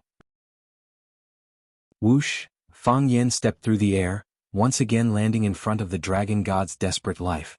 The dragon god stared at Fang Yan and smiled. At that time, you shouldn't have forcefully used qi. Fang Yan smiled, but dark red blood flowed from the corner of his mouth. Fang Yan's internal organs were injured, and this injury was more serious than the last time. This time it was your brain that lied to you. The dragon god stared at Fang Yan and smiled. Fang Yan once again took out the handkerchief from his pocket and carefully wiped the blood from the corner of his mouth. Then he folded the handkerchief once again. He folded the blood-stained part inside to prevent it from dirtying his clothes when he put it in his pocket. After he was done with these matters, Fang Yan looked at the divine dragon and said, "I understand." "What do you understand?" the dragon god asked. "I understand how an expert should fight." Fang Yan grinned. He laughed heartily and comfortably. "Yes, this kind of feeling is really wonderful. You only used your finger to poke through a layer of window paper, but you can discover a colorful and wonderful world." The water overflow realm focused on intent and not action. The intent was the soul and action was the bone. In the past, when Fang Yan fought with others, he would always use all sorts of moves to fight with his life on the line. Elbow strikes, crotch kicks, throat grabbing, nothing was spared. It was all to defeat his opponent. But it was different now. Such a method could not injure an expert at the heavenly Tao realm. Just like a figure like the dragon god, he might shatter you with a palm before you could even throw a punch. Forget about moves. There was no need to deliberately remember anything. Just follow the heavenly Tao naturally. The heavenly Tao was the highest law, far surpassing the martial Tao that Fang Yan had painstakingly learned for more than 20 years. Now they should be using intent and aura to fight and not just those moves from before. Otherwise you would be at a disadvantage, always slower than others. Gong Sun Chi came in front of Yi Ro and whispered, "What do they mean? Why did Master say that Fang Yan was deceived by his brain? Can the brain deceive itself?" Yi Ro did not even look Gong Sun Chi in the eye and said with a deadpan expression, "You don't understand." Gong Sun Chi knew that he was here to embarrass himself. They weren't even from the same world as them, so why did they come here? Then, the smile on Dragon God's face gradually disappeared. He looked at Fang Yan seriously and said, "Let us begin for real." Just as he said that, Fang Yan had already appeared in front of him. No, he appeared above him. Fang Yan was flying high above, holding a huge balloon in his arms. The balloon looked like it was corporeal and it even made hissing sounds as it fell. There was gas flowing around the balloon, and when some of it was released, more of it would come in to replenish it. Fang Yan pressed the balloon in his hand towards the top of the dragon god's head. The dragon god's struggling fingers stretched out halfway before he quickly retracted them. His body turned illusory and he disappeared into thin air. Rumble, a huge explosion rang out, and then a strong airflow swept through everything in the surroundings like a sharp blade. The grass was broken, and some of the thicker branches and tree trunks were also directly cut into two by the scattered air currents. The place where Dragon God was standing just now had become a huge pit more than a meter deep. The stench of burnt rocks came from the pit, and some weeds and branches were directly burned into the air. If Dragon God had not dodged in time, he would have been vaporized by now. Dragon God stood on a large protruding rock, looked at the huge pit, and looked at Fang Yan with interest and said, "This is getting interesting." In the cave halfway up Feilai Peak, a man wrapped in a black robe sat. He was motionless like a withered corpse, but his ears were slightly perked up, listening to every movement on the mountain top.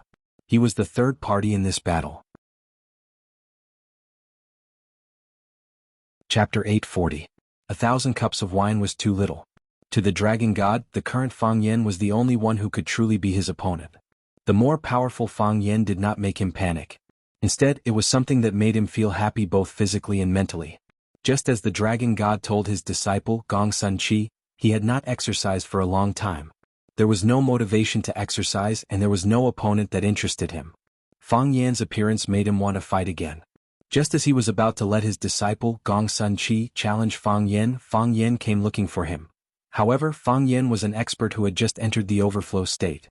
He was like a farmer's boy who had just left the mountain village, only to find out that he was the heir to a billionaire family, and that he was about to inherit a fortune that could rival a country. He was so excited that he bought a sports car, a luxurious villa, and kept a C-list celebrity as his mistress. He felt that his life was too luxurious. In the eyes of the truly rich, he was still a country bumpkin. He did not know how to spend money. In the eyes of the Dragon God, Fang Yan did not know how to use the power of the overflow state. He had a mountain of treasures but he did not know how to squander them. To people like them who valued martial arts as much as their lives, it was a pity. Therefore he guided Fang Yen step by step, hoping that he could find the feeling sooner. Now he saw the results of his labor. Fang Yan's talent was quite high, and did not let him down at all. Of course, if Fang Yen was not talented enough, he would not have been able to understand the deeper meaning of his words so quickly. Congratulations on entering the water overflow realm, the dragon god said to Fang Yen with a smile as he struggled to stand on the protruding boulder. Fang Yen understood what the dragon god meant.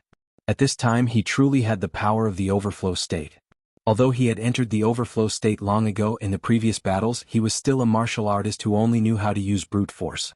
He would be confused by the illusion created by the enemy, and he would be blinded and led by the opponent's consciousness. He could not be himself. He could not unleash the true power of the water overflow realm. I know how to fight now, Fang Yen said with a smile. He bowed slightly to the dragon god and said, then let me use my ultimate strength to defeat you. Come, avenge Mo Qingdi. That's what I thought before. I wanted to defeat you just like how you defeated Mo Qingdi, Fang Yen said with a serious expression. But now I only want to defeat you. This is the true meaning of this battle. What? Are you not willing to avenge Mo Qingdi? I think he would be willing to settle such a matter himself. Even if I did defeat you, he would only see it as me defeating you and not as me avenging him. Indeed. The divine dragon nodded his head with much difficulty. This is the character of not underestimating the enemy. I found the true meaning of fighting. Fang Yen smiled and said, so, please accept my challenge. As he spoke, Fang Yan's body rose into the air. His figure disappeared in the air, then reappeared in front of the dragon god. Fang Yen slammed his palm towards the dragon god's face. It was a light punch, seemingly without any force behind it. However, after seeing Fang Yan's attack, the dragon god Mo underestimated the enemy's expression became unprecedentedly solemn. This palm was full of concept and power. He formed a delicate balance, an extremely closed and domineering domain. This made the dragon god unable to accept it, but it would not be good if he did not accept it. The divine dragon tenaciously sent out a palm strike as well. It was also a light and seemingly powerless palm strike. Ho! Their palms collided in the air, creating ripples in the air. As their palms approached, the ripples became larger and larger, and the air currents gathered became more and more frenzied. Pa! Fang Yen and the dragon god's palms finally met, like two magnets slowly approaching each other. Like repels, the greater the magnetic force, the greater the force you exert, the greater the repulsive force. Hiss! The air currents stirred up by Fang Yen and the dragon god hissed, like a beautiful shirt that was torn to pieces before it could be put on. This was Fang Yan's domain meeting dragon god's domain. When the air currents in the domain were completely drained, both of their domains could not hold on any longer and exploded at the same time. Boom! The transparent gas exploded. Other than the dust in the air and the large crater on the ground, there was almost no evidence. Meanwhile, Fang Yen and the dragon god Laborious disappeared to the left and right. When they appeared in front of everyone again, it was when Fang Yen grabbed a big ball and slammed it on the dragon god Laborious' head. The dragon god Laborious punched out, and a huge hole appeared in the ball, but it still persisted and shrouded the dragon god Laborious' body. Boom! The ball smashed on the boulder under the dragon god Laborious' feet, and the boulder bore the brunt of the violent force. Huge cracks appeared on the surface of the stone. First, it broke from top to bottom. Then cracking sounds rang out incessantly. Countless small cracks appeared. Finally, the base of the huge stone could no longer support itself and collapsed with a rumble. With his attack missing, Fang Yen did not dare to delay. He quickly turned around, and the dragon god Laborious' palm was already aimed at his back. Fang Yen punched back, and in an instant the two exchanged more than 300 punches and more than 700 kicks in the air. In a flash it was like a thunderbolt. Gong Sun Chi was dumbfounded and said, "Is this the heavenly Tao realm? Their strength chi is endless? The cycle is the true meaning of the water overflow realm. Force is like water and the chi in one's body is inexhaustible. The constant flow of force is called water overflow." Yi Ro raised her eyebrows and said, "According to this fighting style with their cultivation level, it's normal for them to fight for 3 days and 3 nights. Gong Sun Chi was amazed and said, "Amazing.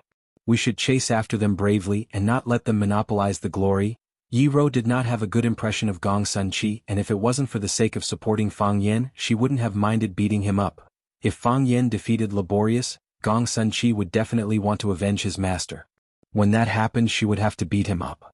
If Fang Yin was defeated by Laborious, she might have to kill Laborious in order to avenge Fang Yin, and if he wanted to avenge his master, she would still have to beat him up. They were born to be enemies. This contradiction could not be reconciled. Since they were not friends, Yi Ro's tone was not polite at all. Work hard? Yi Ro's voice was cold and she said, but some things can't be done with hard work. Boom! A thunderous sound once again resounded in the air. When the giant ball exploded, Fang Yin and Laborious Life were rushing to the periphery. When the explosion ended, sand and pebbles flew everywhere, and the trees withered and disappeared. They had almost raised half of the Flying Peak to the ground. Fang Yin stood on the east side of Flying Peak, while Laborious Life stood on the west side of Flying Peak. The two stood facing each other from afar, not saying a word, not even taking a step, but the sound of swords clashing could be heard. Sword! Laborious Life shouted. Gong Sun Chi threw the sword in his hand over, and when Laborious Life reached out to catch it, the scabbard naturally fell off, and the sword that fell into Laborious Life's hand happened to be the 3-foot-long sword. With the sword in hand, Laborious Life's aura became even colder and more murderous. I like using swords, do you have a suitable weapon? Laborious Life looked at Fang Yin and asked. Fang Yin shrugged and said, I only have this pair of palms, then I'll take advantage of you. Laborious Life smiled and said. He didn't have to say that. Because opponents of their level could hurt with just a flying leaf or a plucking flower. Some were good with spears, some with short swords. Some were good with fists or iron palms. If a sword against a fist was a great advantage, then what about a sword against a spear? In the end, it all depended on the subtlety of the technique or the control of strength as well as the right time and place. Laborious Life might not be able to win against Fang Yin even with a sword, just like how Emo Qingdi the Azure Dragon couldn't win against Laborious Life even with a spear.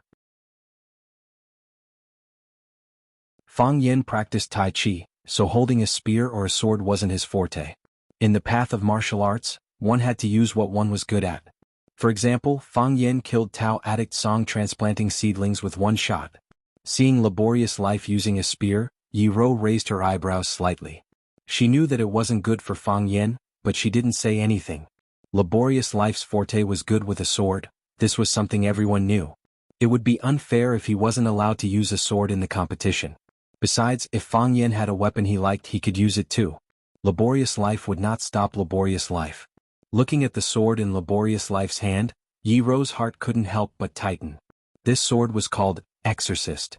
Back then, Laborious Life used this sword to cut off Emo Qingdi the Azure Dragon's tendons, causing the Azure Dragon's cultivation to be completely destroyed. Since then he had been a useless person. Now that he had used the Demon Slayer sword again, what would be Fang Yan's fate? Laborious Life raised the Exorcist Life sword, the seemingly ordinary pitch-black sword without a trace of light. Fang Yan, take this, Laborious Life said to Fang Yan.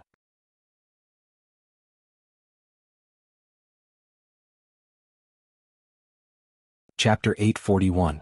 You can only see the demon-slaying sword before and after he draws his sword. Emo Qingdi once said to Fang Yan. It meant that when the dragon god draws his sword, you can't see the earth sword in his hand. Fang Yan naturally believed it because Emo Qingdi didn't see it back then either. Otherwise he wouldn't have expressed his feelings like this. Fang Yan's current level was the same as Emo Qingdi's back then, but he didn't dare to say that he was stronger than Emo Qingdi back then. At his peak, Emo Qingdi was glorious, much more high profile and dazzling than he was now. Of course, this was mainly because he liked to keep a low profile. He wasn't the kind of man who would go around showing off his achievements. For example, the fact that he had stepped into the water overflow state, other than telling his grandfather Fang Huwei, mother Lu Wan, fiancé Yi Ro's dead father, and the ancestors of the Fang family, only Master Yi Fengxing, Yi Xiaojun, Bruce Lee and Ruan Jing of Swallow Dock knew about it. He even specifically told them not to tell anyone else. He didn't like to show off and he didn't like to be feared. Fang Yan knew that the dragon god had lost his patience. Based on their level of cultivation, if they were to fight regularly, it would probably take 3 days and 3 nights. Obviously, that wasn't in line with the dragon god's interests. First, he didn't want to fight with Fang Yan for so long. Because the longer it went on, the greater the impact. Maybe even the country would step in to stop it. A battle without an outcome was like doing something without a climax. It was a waste of time and energy. If other onlookers found this place, the scene would be even more chaotic. It would affect the mood of the battle. Second, he was old, and no matter how strong he was, he couldn't compare to a young man like Fang Yan, who became more energetic and ferocious as he fought. Moreover, he realized that Fang Yan's learning ability was shockingly fast. With a few words of advice, he immediately broke through the wall and entered the real water overflow state. If he fought with him for 3 days and 3 nights, how much combat experience would he learn? The dragon god just needed a real opponent, but that didn't mean he wanted to lose this battle. So he chose to use a sword. Fang Yan had no sword, only a pair of iron feet and 2 iron fists. "Please?" Fang Yan said. His voice was soft and there was almost no movement of his lips. It was as if those words were not spoken by him at all. Fang Yan calmed himself down, his state of mind unprecedentedly tranquil. His eyes were clear but his mind was blank. The heart of Taiji slowly flowed, like the roaming clouds in the sky, like the birds taking a stroll on the ground, like the brook in the forest, unhurried and natural. That transparent crystal hung upside down in the middle of the energy sea, surrounded by clouds and mist. That was the scattered chi that did not abide by the rules. There was an immortal mountain in the immortal world. The mountain was in the sea of clouds. Under Fang Yan's gaze, the dragon god's life disappeared. It was like a goshawk disappearing in the sky. The goshawk was powerful but the sky was vast and boundless. It was difficult for it to cause any ripples. Fang Yan only had eyes for that sword. It was a very strange scene. The body of the dragon god's life disappeared, but the sword in his hand was still there. That sword hung in mid-air, like an instrument controlled by an immortal. It rushed toward Fang Yan at lightning speed. Its target was firm and it stabbed toward Fang Yan's face. You can only see the demon slayer sword before and after he draws his sword. This was what Mo Qingdi told Fang Yan. However, Fang Yan could clearly see that sword. He could see it clearly, even the slight vibration of the blade, and he could even hear the buzzing sound of the blade as it flew. Something's wrong. Fang Yan suddenly came to a realization. Mo Qingdi couldn't see it, but why could he see it? The dragon god's life disappeared, but why didn't the sword disappear? This wasn't a sword. It was a sword shadow. It was the shadow left by the long sword before it was swung. Because it was so fast, it left a trail in the air like a white rainbow. Where was the real body of the sword? Fang Yan's body flew into the air, like a cannonball that had been fired. The sword appeared. The sword appeared in front of Fang Yan. The sword appeared in between Fang Yan's eyebrows, and then it grew infinitely larger. It was like a giant pillar that could hold up the sky, flying toward Fang Yan's head. Fang Yan felt his body tense up, and every hair on his body stood on end. He felt the energy and hot blood in his body surge up from the bottom to the top, and then gathered in the middle of his head, as if it was going to burst through the top of his head and then burst out. It was a fear that reached the depths of his bones. Fang Yan had a strong feeling that he was going to be split in half. This sword was earth-shattering. It was ordinary but it was majestic and spectacular. It made one's heart tremble and it was difficult to parry. There was no sound of thunder and no flash of lightning. It was just so quiet, like a ghost ship that suddenly appeared from the Black Sea. He was unstoppable and it wasn't something that could be done by a human. Immortal vanquishing. Gong Sun Chi shouted in agitation. His pupils dilated as he muttered something. This is the immortal vanquishing sword art. It said that after the battle of the twin dragons, Master sealed this ultimate move, and it has never been used in front of others. So this is the might of the immortal vanquishing sword. This is the might of the immortal vanquishing sword. Too shocking. Fang Yan. Yi Ro called out inwardly. Her hand was already holding onto the end of the whip by her waist, ready to rush forward to save him at any moment. She knew that sparring between heavenly Tao realm existences wasn't to be disturbed. She knew that this was a battle of honor and dignity between two peerless experts. She also knew that if she were to interfere, she would be breaking the rules. She even knew that it would be difficult for her to succeed even if she tried to save him. However, he was her man, her husband that she wanted to spend the rest of her life with. She couldn't watch helplessly as he was slain by a single sword strike. Rules? Rules? What honor and dignity? Anyone could have it. All she wanted was for Fang Yan to be safe.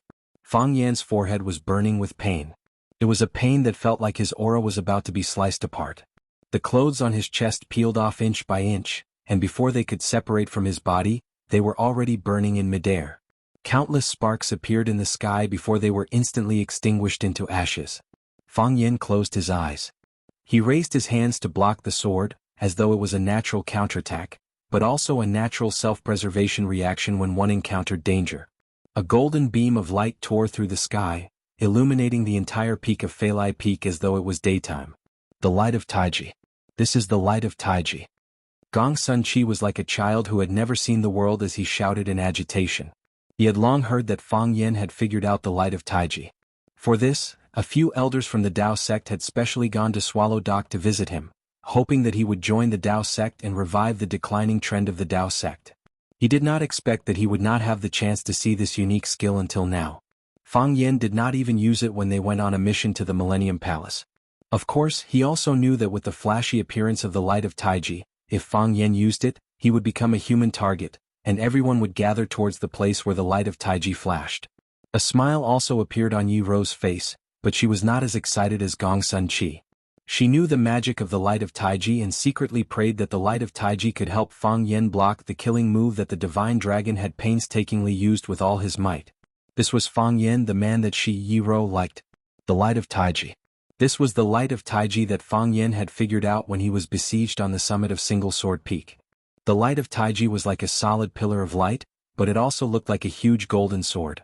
It went towards the demon-slaying sword that the divine dragon had painstakingly used. The demon-slaying sword slashed on the light of Taiji, and a strong burst of air was heard. The light of Taiji swept away the demon-slaying sword, and blocked this round of attack that the divine dragon had painstakingly used. The divine dragon's painstakingly used body appeared in the air, and then disappeared again. He gripped the sword with both hands and flew down from above. Then he slashed at the light of Taiji. Like a knife cutting through tofu, the light of Taiji that was like a golden rainbow was cut into two by the demon-slaying sword. The sword's momentum did not decrease, and continued to slash towards Fang Yan's face. The divine dragon sword was definitely going to cut Fang Yan in two. No, if he was affected by the sword chi on the demon-slaying sword, it was likely that Fang Yan's whole body would be blasted into pieces. However, there were already very few people in this world that could make him a second severance. Even Mo Qingdi in the past had been severed under his third severance, so he could no longer move. Fang Yan could be called a prodigy of the martial Dao tier. Fang Yan's body was still flying backwards. Forced by the sword chi, Fang Yan's speed of retreat was even faster. The divine dragon was also chasing after him at high speed, looking like he would not give up until he achieved his goal. The demon-slaying sword was still in Fang Yan's eyes, but he knew that it was not the real sword. It was only the trajectory left behind by the sword when it was moving at high speed. Fang Yan's pupils dilated, and then his eyes also felt scorching hot. Fang Yan's eyes began to bleed. The blood flowed on his face and slid down his cheeks. Then his nose and mouth also began to bleed. The blood that flowed out did not even have time to spread. The demon-slaying sword slashed down from the top of Fang Yan's head, and his body was cut into two. Starting from the top of his head, then between his brows, eyes, nose, mouth, neck, abdomen, and neck all the way to the lower part of his body. One Fang Yan became two halves of Fang Yan, and the two halves of Fang Yan fell to the left and right at the same time. This strike was clean and efficient, as easy and casual as a knife cutting through tofu. There was no blood. The divine dragon had worked hard and he actually did not see any blood. Chapter 842. There was no blood, which proved that he had missed. He found it hard to accept this outcome, but it seemed to be the truth. What he had slashed was not Fang Yan but Fang Yan's shadow. It was so fast that it almost solidified into an afterimage. Because Shenlong was too fast and his sword was too sharp, even his shadow could be cut in half. So, where was the real Fang Yan? An invisible enemy was the most dangerous one. Shenlong sensed the danger.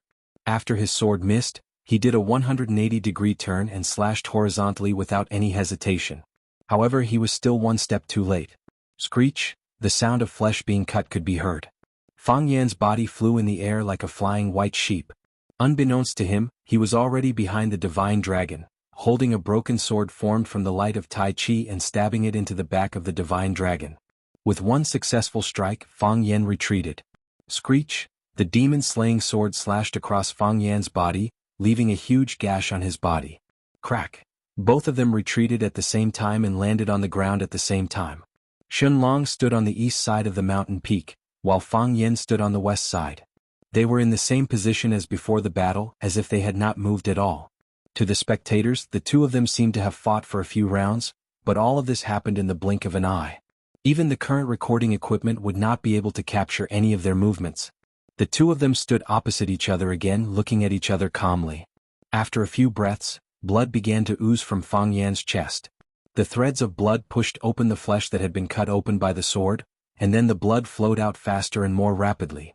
Soon, the remaining pieces of cloth on Fang Yan's body were dyed red with blood. His exposed chest was a mess of blood and flesh, and it looked like his injury was serious. Shunlong's expression was peaceful, and his clothes were intact. He stood proudly like a master of his generation. However, Gong Sunqi, who had rushed to his back, could clearly see that his master's back was also bleeding. The blood soaked the robe, and the gray robe became a deep faded color. The air was filled with a choking smell of blood. "Master is injured," Gong Sunqi exclaimed. He couldn't believe what he was seeing. His master, the dragon god, had worked so hard, yet he was injured? Ever since he started learning from his master, he had never seen his master suffer any harm. Even some small injuries that could be ignored had never happened. For example, cutting one's finger while cutting one's fingernail, cutting one's finger while peeling an apple, abrasions or bone dislocations while practicing martial arts. Never before. Now, Fang Yan actually stabbed his own master with a sword? What exactly happened? The light of Tai Chi was condensed by strength Chi. After Fang Yan stabbed the broken sword that had been cut off by the demon-slaying sword into the back of the divine dragon, the light of Tai Chi disappeared naturally. The sword disappeared, and a wound that went deep into his internal organs naturally appeared on his body.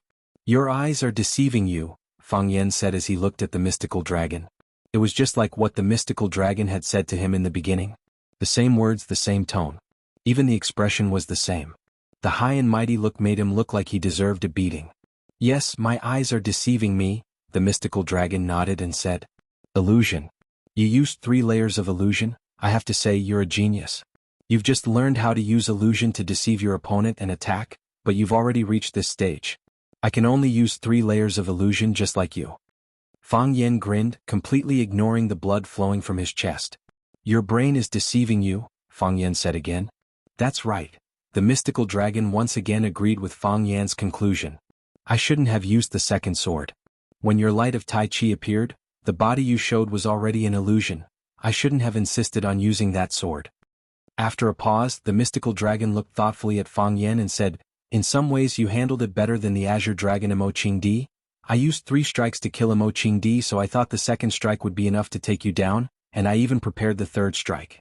But when I used the second strike, you had already used illusion to escape and then attacked me from behind. You're different from Mo Qing Di. Mo Qing Di would have chosen to fight head-on, but you found another way." "A great teacher produces a great disciple. You're a good teacher," Fang Yan said with a smile. "The teacher leads the way, but cultivation depends on the individual." The mystical dragon smiled as well. "How much you can comprehend depends on the individual. But there's a saying that I deeply agree with: if you teach your disciple, the master will starve to death. The ancients were right." "Now it's my turn to attack," Fang Yan said with a smile. The divine dragon struggled to lift the long sword and said, "Please." Step by step, Fang Yan walked towards the dragon god. He swaggered like a farm owner inspecting his own vegetable garden. The divine dragon struggled to look at Fang Yan's eyes.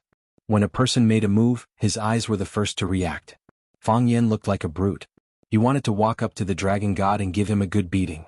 If his opponent was not the dragon god, he could indeed do so. But wasn't he joking now? Ku Fengming didn't think he was joking. He didn't walk in a straight line but in a curve. It looked like a rampage, but in reality, it was a cycle.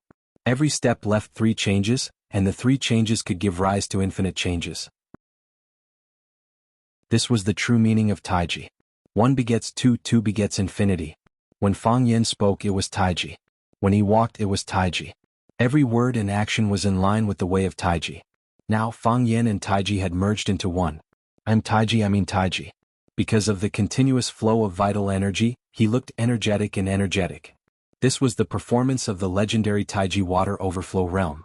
In the eyes of the divine dragon god, Fang Yan, who was striding towards him, looked full of loopholes. But if he dared to act rashly, then every loophole could be a real trap. Of course there would be loopholes. Everyone would have loopholes or dead ends. But when there were too many loopholes, you wouldn't know which loophole was the real one. When Fang Yan was 2 to 3 meters in front of the divine dragon god, he raised his right arm and gave a light slap. After that slap, Fang Yan's entire arm disappeared in midair. Under the gaze of Fang Yen and the divine dragon god, it turned into nothingness. At the same time, the divine dragon god slashed out with his sword. Like all the previous slashes, there was no shadow. This formed a strange scene. They were still standing in this world, but their clashing palms and swords seemed to have entered another world. There was no abnormality, nor was there the sound of metal clashing. But Fang Yan's right palm was madly slapping. Slap after slap, it was like a storm. The divine dragon god stabbed his sword again and again, like will-the-wisp stars. Suddenly, there was a violent tearing sound in the space in front of them. Their hair was messed up by the strong wind, their clothes were blown backwards by the strong wind, and their facial features were distorted by the wind. Then the two of them suddenly flew backwards in the air. Boom, there was a violent explosion. After the explosion, a huge tornado appeared. The grass, branches, sand, and rocks on the ground that were not hard enough were all sucked into the eye of the tornado and disappeared in an instant. It was like a black hole that could swallow everything. As it spun faster and faster, more distant and larger objects were sucked in. This included Fang Yen Tenacious, who was fighting fiercely in the air, and Yi Ro and Gong Sun Chi, who were watching from the side. Yi Ro did not move, but her feet had already sunk deep into the cracks of the stones. Two deep holes the size of footprints appeared on the hard stone ground. Gong Sun Chi's clothes flapped. His body leaned forward slightly to resist the suction of the tornado, and he looked like he was struggling. Fang Yen and the divine dragon god struggled to fight in the air. They turned into two shadows, one black and one white, and then two equally dark black dots. Finally, they merged into one and became a gale that was hard to be seen by the naked eye. Feng Mountain had a lot of wind and sand. Another sandstorm came from the north, covering the sky and covering the earth. It seemed like it was going to drown the whole world. Rustle, the terrifying sound of sand colliding rang in the air and instantly enveloped them. Fang Yen Tenacious ordered Yi Ro, Gong Sun Chi, the whole Feng Mountain, and the people on Feng Mountain to become one with them. The whole world was gray as if the end of the world was coming. At this moment, a huge lone eagle suddenly appeared in the middle of the sandstorm. No, how could a lone eagle appear in the middle of the sandstorm? It was more like a ghost hidden in a sandstorm, a demon that struck fear in people's hearts. Yi Ro, who had been watching the battle, suddenly became alert. Her sharp eyes penetrated the sandstorm and shouted anxiously, "Fang Yen, watch out!" In the end, he was still a step too late. The black figure was hidden in the sandstorm. With the help of the cold wind that blew from the north, it charged towards Fang Yen and Fu Ming, who were fighting. Swish!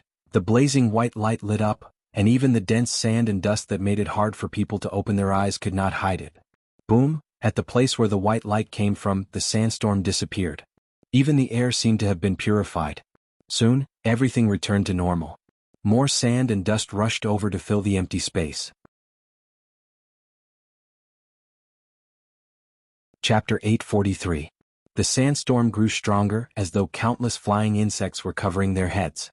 Looking up, they couldn't see the sky and it was difficult to even open their eyes. It happened so suddenly that there were almost no signs. No one expected a third party to disrupt the battle between two Heavenly Dao Realm experts at the peak of Maple Mountain. Who was he? What was he trying to do? To kill two Heavenly Dao Realm experts in one fell swoop? Even if it was a sneak attack, it probably wasn't an easy task to accomplish such a grand goal, unless he was also a Heavenly Dao Realm expert. It was so blazing that it felt like a sun had suddenly emerged from beneath their feet. The white light illuminated the night sky, illuminating the entire Maple Mountain range as though it was daytime. The intense light was like a gigantic firework that disappeared in a flash, leaving behind a huge vacuum in midair. The sand in that area was dispersed without a trace, and even time seemed to have frozen. Humans could change nature, but they would ultimately be changed by nature. Soon the vacuum was filled with a deeper sandstorm. The sandstorm, which was rarely torn open, once again shrouded the world. It was so oppressive that it made it hard for people to breathe. "Fang Yen," Yi Ro called out anxiously. She was the first to notice the anomaly in the sandstorm, but before she could do anything, the sandstorm had already lit up with a white light, as though someone had dropped an atomic bomb. When the white light vanished and the sandstorm continued, she flew towards the explosion site. "Master." Although Gong Sun Chi's reaction was slower than Yi Ro's, he knew what had happened since he had been paying attention to the battle. There was actually another person who dared to interfere in the battle between two Heavenly Dao Realm experts. Furthermore, he had charged into the battle without any qualms. "Even if you're shameless, you should at least want your life, right?" Through the previous exchange, Gong Sun Chi knew how strong Fang Yan and his master, Divine Dragon, were. Even though he was in the periphery of the battlefield, he would occasionally be pressured and assaulted by the forces. It was enough to make him feel uneasy. If he were to fight Fang Yan or his master, he would probably be crushed to smithereens in a single round. This was the suppression of realms. You wouldn't even be able to see the trajectory of his attacks, and you would already have to bid farewell to the world. This was what happened after such cruelty. Didn't Fang Yan experience something like this when he fought with his master at the very beginning? Although the top of his head was once again covered by the sandstorm, it was as if nothing had happened. There was no white light and there was no explosion that resounded through the mountain top. However, everything that had just happened was recorded on the ground of the explosion site. Not even a blade of grass grew and the rubble turned into powder. It was just like the sandpit that appeared in Oasis. There was no life in the sandpit except for the tiny grains of sand. There was no one either. Fang Yan and the dragon god disappeared. The third person who came with the sandstorm like a lone nighthawk also disappeared. Master, Master, Gong Sun Chi stood in the huge stone pit and shouted. He turned to look at Yi Ro and asked, where did they go? He knew that Yi Ro's realm was higher than his. She must know what he didn't know. Wait, Yi Ro said. What are we waiting for? Where did Master and the others go? Who was that man in black? How could he have the guts to disrupt this decisive battle? What happened just now? Gong Sun Chi didn't finish his words. Because he found that when he was speaking, the atmosphere at the scene became tense again. Two dark figures stood on the huge stones in the east and west directions in the distance. Because the sandstorm was too strong, the visibility was reduced, and it was impossible to see their facial expressions clearly. There was another person who landed not far from the sandpit and was looking at Yi Ro with a smile. Are you okay? Yi Ro looked at Fang Yan and asked. I'm fine. Fang Yan shook his head with a smile. This drama is getting more and more exciting. Gong Sun Chi looked at Fang Yan and asked, Fang Yan, who was the guy who sneaked up on us? I don't know who it was, Fang Yan said with a smile. But you will know soon. Gong Sun Chi wanted to ask more, but he found that Fang Yan had turned to face the two men in black on the east and west sides. He felt a little disappointed. After all, he wasn't qualified to be an opponent at their level. Fang Yan looked at the black shadow shrouded in a black robe in the west and said with a smile, there aren't many people in this world who would dare disrupt a battle between two heavenly Dao realm experts. And there might only be one person who would have such black-bellied thoughts, Mr. Black Dragon. I've admired you for a long time. Are you still unwilling to take off your black robe and let us fans see your true appearance?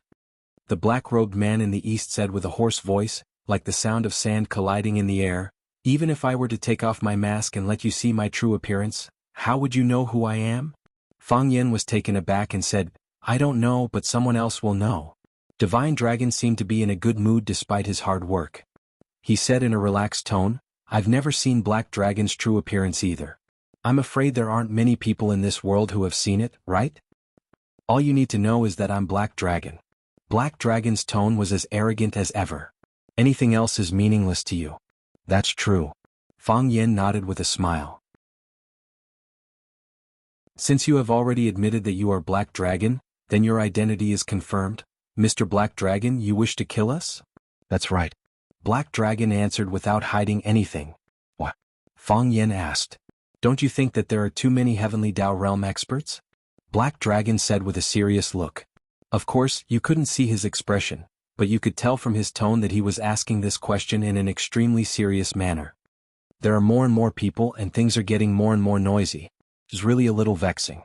If we can kick two of them out at once, wouldn't this world be a lot quieter?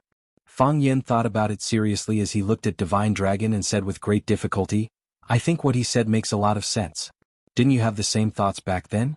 Back then, the three of you were the most dazzling warriors in all of Wuxia. Black Dragon appeared and disappeared mysteriously, making it difficult to find his tracks. It was even more difficult for him to resist your influence in the mortal world. Only the Azure Dragon Mo Qingdi had the same feelings and ambitions as you, and his influence far exceeded yours.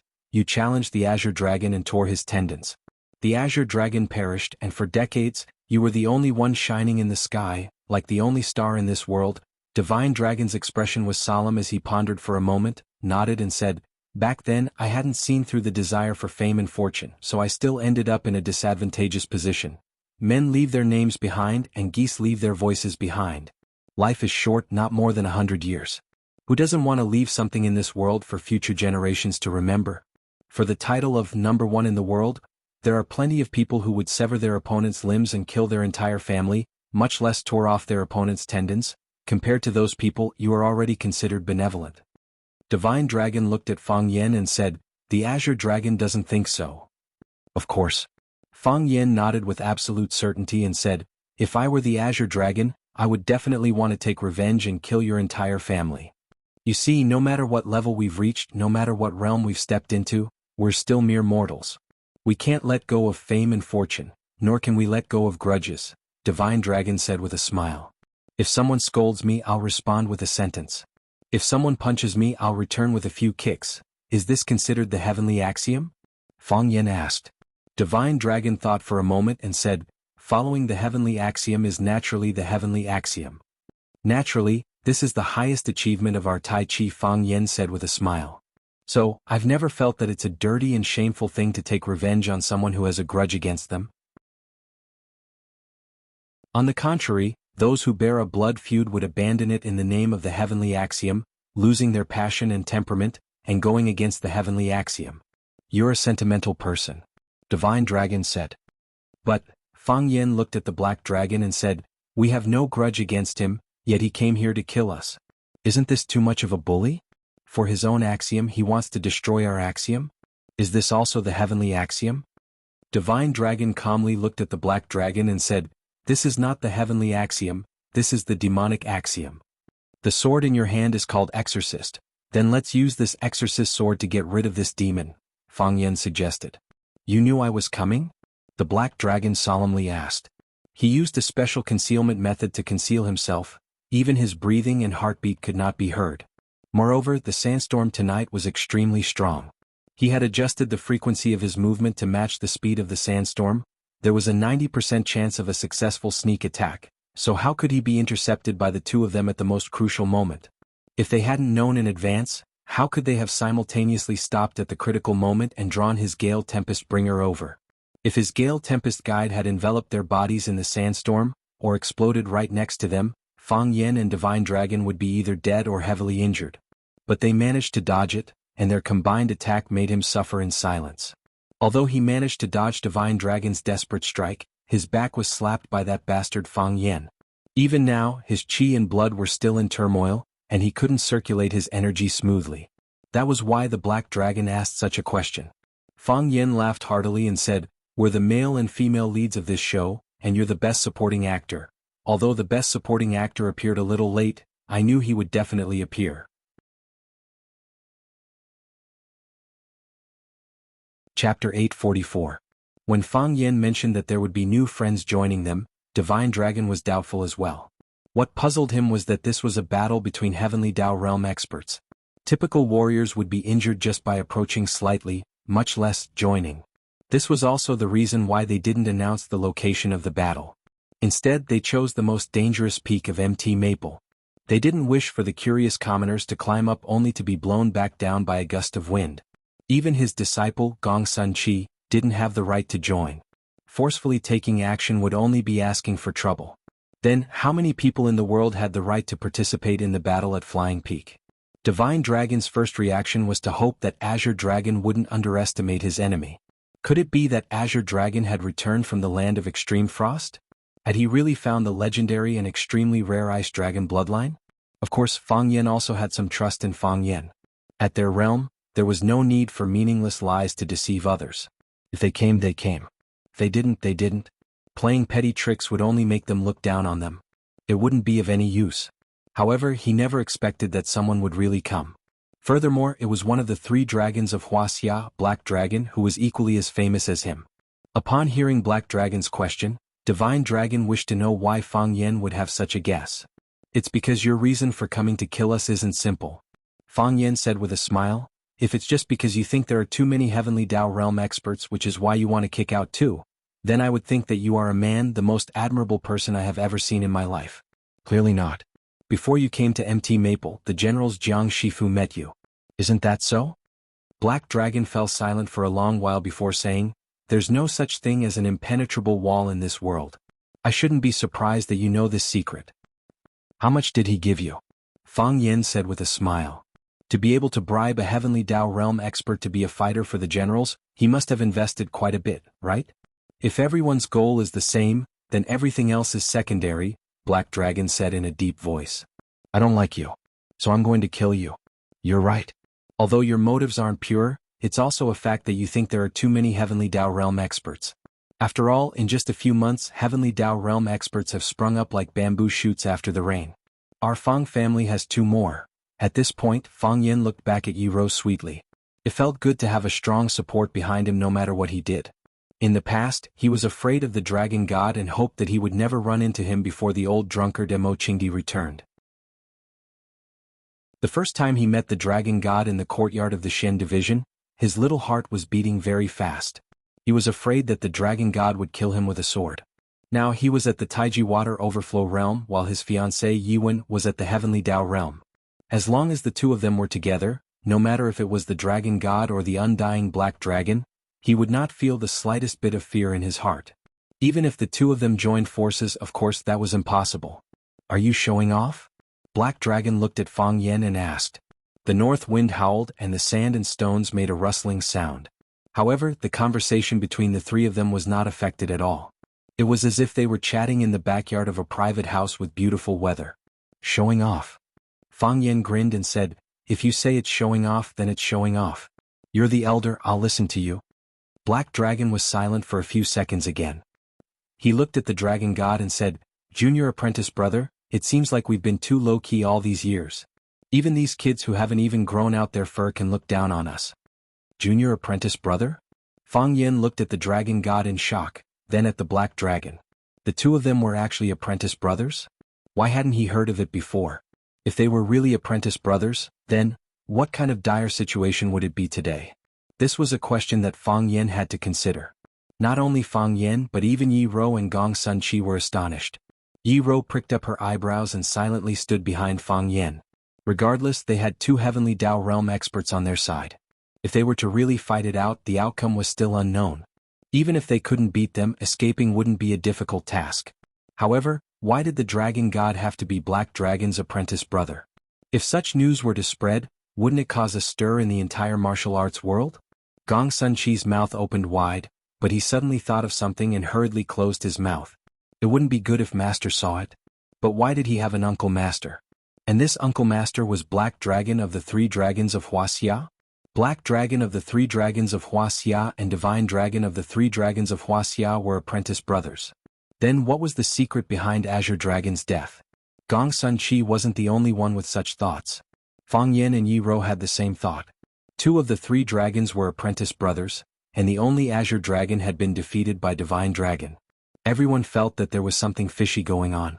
Divine Dragon clearly didn't expect Black Dragon to expose their relationship at this moment. He sighed and said, Nanshuan, why do you have to do this? We haven't seen each other for years. At our age, the title of apprentice brother has long vanished. Why mention this in front of these children? No matter how long it's been, apprentice brother is still apprentice brother. Don't you want to acknowledge me as your apprentice brother? Black Dragon's voice was filled with mockery. But it's true. In terms of martial cultivation, apprentice brother is a latecomer. It makes me feel ashamed. Nanshuan, did you rush over just to catch up with me? Of course not. Black Dragon Li Nanshuan laughed. His voice was like the chirping of a night bird. It was hard to hear. Back then, apprentice brother helped me defeat Mo Qingdi and picked out his tendons, turning him into a cripple. I haven't had the chance to thank apprentice brother properly. There's no need for thanks. Go down the mountain. Divine Dragon said in a deep voice. I can't leave for now. Black Dragon Li Nanshuan wasn't angered. He lifted the hat on his head, revealing a pale and ugly face that left a deep impression. This was because there was a big black hole on both sides of his cheeks, as if something sharp had pierced through them. His eyes were turbid, but they were extremely sharp, like a pair of rusty copper needles. When he looked at you, it would make you feel extremely uncomfortable. This was very different from other Heavenly Dao Realm experts who reverted to their original state. Black Dragon Li Nanshuan looked at Fang Yin and said, At least, let me finish what I promised to do first. Divine Dragon tried his best to stop him and said, You know that this is the final battle between me and Fang Yin. I know. Black Dragon Li Nanshuan nodded and said, That's why I came. I wanted to take the opportunity to kill this punk, but I didn't expect him to be prepared. However, since I'm here, how can I return empty-handed? Why are you in such a hurry to kill me? Fang Yin looked at Li Nanshuan and asked. I don't want to kill you. I just want to kill Azure Dragon again. Don't underestimate your enemy. Li Nanshuan's eyes burned like a blazing fire. Even the sand and stones that covered the sky could not hide it. Unfortunately, he didn't return. Since he didn't return, it proved that he died in the land of extreme frost. I can't take revenge on him, so I can only take revenge on his family. I've been waiting for you to grow faster and mature, to become everyone's hope, to become the rising star of Neijiang. Then at that time I'll kill you. I wish for you to grow, but I don't wish for you to grow to a height that makes people lose control. So, when I learned that those ox noses wanted to teach you the Taiji diagram, I barged into Monkey Mountain to snatch it and destroy it. I never expected that you would be the one to benefit from it. Doesn't it feel good to enter the water overflow realm? I quite like it. Fang Yin looked at Li Nanshuan thoughtfully and said, the wound on your face was stabbed by don't underestimate your enemy? Punk, you're courting death. Li Nanshuan roared angrily. His energy leaked out and sent the surrounding sand and stones flying. With him as the center, not a single stone could be seen in a radius of several meters. Looks like I guessed correctly. Fang Yin said with a smile, let me guess again. Back then when you fought with Mo Qingdi, you were pierced in the cheek by Mo Qingdi's spear. As for whether you entered from the left and exited from the right, I don't know. But it changed your appearance, even your voice was affected. No wonder you wear a black robe and a thick hat all day. It's because you're too ugly and you're afraid of scaring people, right? Also, the way you talk, it sounds like you have sand in your mouth and you're rubbing it. Has anyone ever told you that your voice sounds awful? Fang Yin, I will kill you today. Li Nanshuan's body flashed with white light. This was the special way of using stellar chi wind and lightning guide. Fang Yin sneered and looked at Li Nanshuan fearlessly. Since you're here, do you still want to leave? Ha ha ha, just you? Li Nanshuan seemed to have heard a very funny joke. How about adding me as well? A hearty voice rang out. Chapter 845. Plus me, how about that? The man's voice was thick and heavy, but because of the irrepressible joy and anticipation in his emotions, the way he spoke gave people a hearty and heroic feeling. Under everyone's gaze, a white figure was striding up from halfway up the mountain. The mountain was high and dangerous, but he walked like it was flat ground. The thorny bushes and the boulders blocking the way did not pose any threat to him at all. All it did was make his steps more graceful and light. The way he walked was like a beautiful dance, making people want to dance to his beat. When you first saw him, he seemed very far away, just a tiny white dot in the middle of the mountain. When you blink and look again, he is a little closer to you. When you looked again, he was a little closer. The white dot became a ball of light, and the ball of light became a phantom. When he stood in front of you, the image of an extraordinary and stalwart man gradually became clear. Then he became the person in everyone's memory, the person who made people's eyes redden and hearts beat faster. Do not underestimate the enemy. One of the 3 dragons of Wuxia. Do not underestimate the enemy. Do not underestimate the enemy who conquered the whole of Wuxia with one spear. Do not underestimate the enemy who challenged the whole of the world without losing a single battle. He was the most talented warrior and also the most dazzling star. He once won the whole era but was also abandoned by that era. After that unparalleled battle with the dragon god, his tendons in his hand were broken by the dragon god, and he became a cripple. The dragon do not underestimate the enemy fell, and hid in Swallow Dock, becoming an old drunkard who was talked about and ridiculed by people. 4 years ago, in order to repair his pulse, he listened to the words of the medical fanatic Qin Wuxia, and went to the extreme cold to search for the legendary ice dragon. Everyone thought that this was his alternative way of hiding from the world. Once he left, there was no news of him, and it was feared that they would never meet again. What no one expected was that he came back. At such a crucial moment. Do not underestimate the enemy. The dragon god was slightly surprised. Even with his cultivation and temperament, he could not help but be surprised when he saw the opponent in front of him, whom he had knocked down from the altar. He knew his swordsmanship, and he also knew how much damage he had done to his arm. If he wanted to cut off a person's tendons, even if that person hid both hands in a safe, it would be useless. He was confident in his swordsmanship. Therefore, when his gaze once again fell upon the long spear in the hands of the Azure Dragon Mo Qingdi, he had a very surreal feeling. His tendons really healed? His body really recovered? His cultivation had returned to its peak state again? Black Dragon Li Nanshuan cackled loudly. His hoarse voice contained an unconcealable hatred. Don't underestimate me, you actually didn't die? You still dare to come back? Gong Sunqi's eyes widened as he stared at the intruder. Don't underestimate the enemy. Back then, he was able to stand shoulder to shoulder with Master and be known as a brilliant figure? Oh my god, he's so young and he looks quite handsome. He has a unique manly charm. He looks much better than my master. I really envy Fang Yan, because he had met the 3 divine dragons of Wuxia. He had met all 3 legendary figures. It was said that collecting 3 dragons could be exchanged for a Dragon Ball. Because he had seen the 3 divine dragons of China, the 3 legendary figures, all at once. It was said that collecting 3 dragons could be exchanged for a Dragon Ball. Mo Qingdi did not care about the dragon god, nor did he care about the black dragon Li Nanshuan. He was wearing a white robe made of animal fur, stained with mud and blood, and weathered by the sun and the wind. He was wearing a white robe made of animal fur. The white robe was stained with mud and blood. It was weathered by the wind and the sun, so it looked a little old and rotten. Of course, this was different from being wrapped in powder because his white was so natural, crystal clear, and shone with a healthy luster.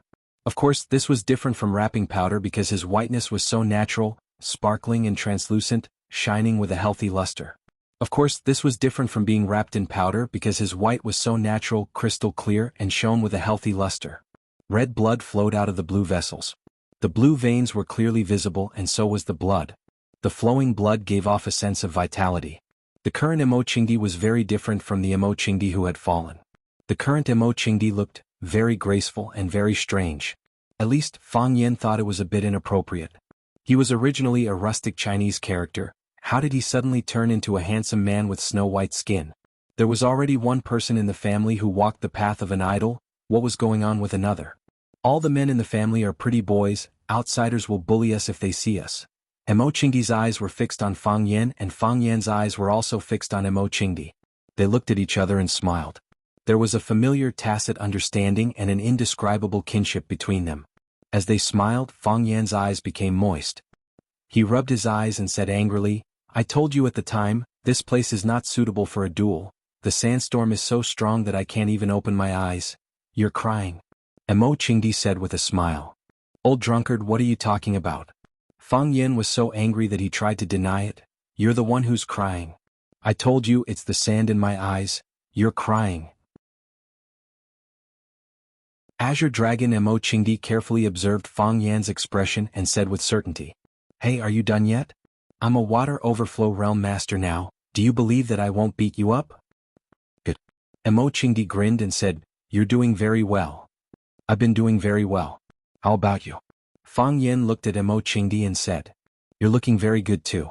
I'm also doing very well. Mo Qingdi nodded and looked into Fang Yan's eyes, his face full of love and joy.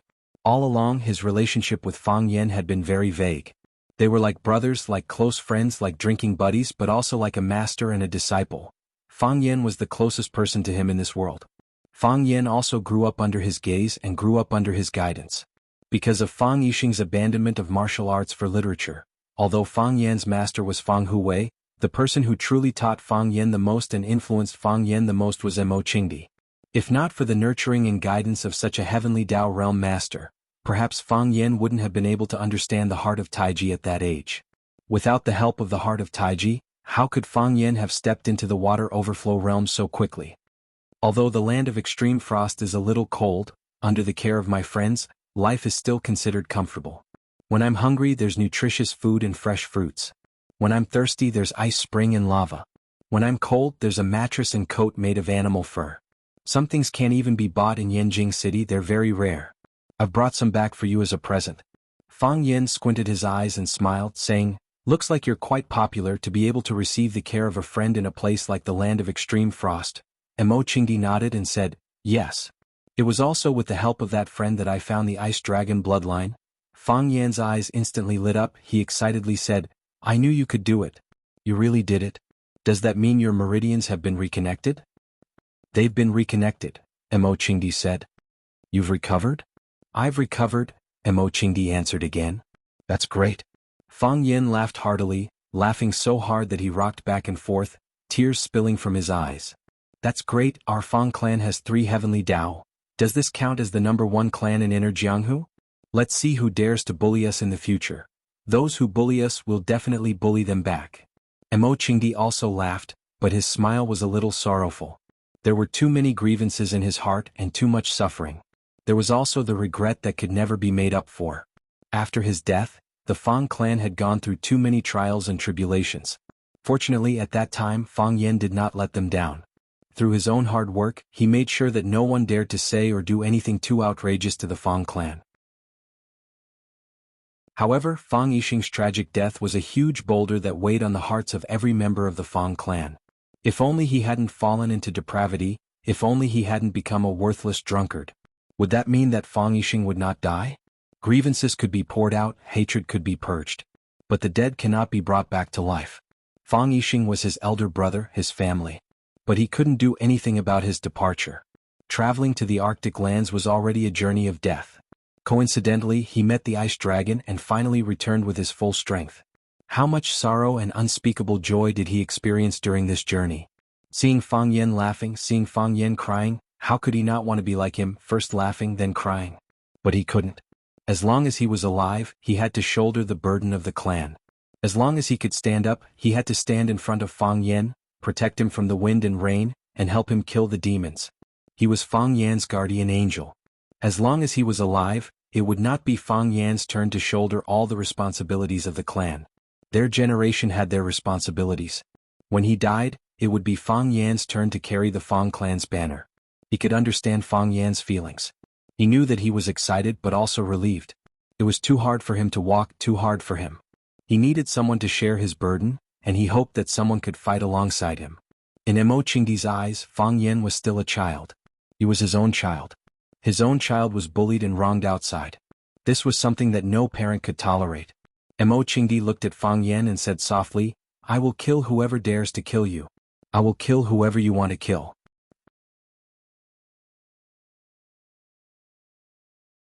Chapter 846.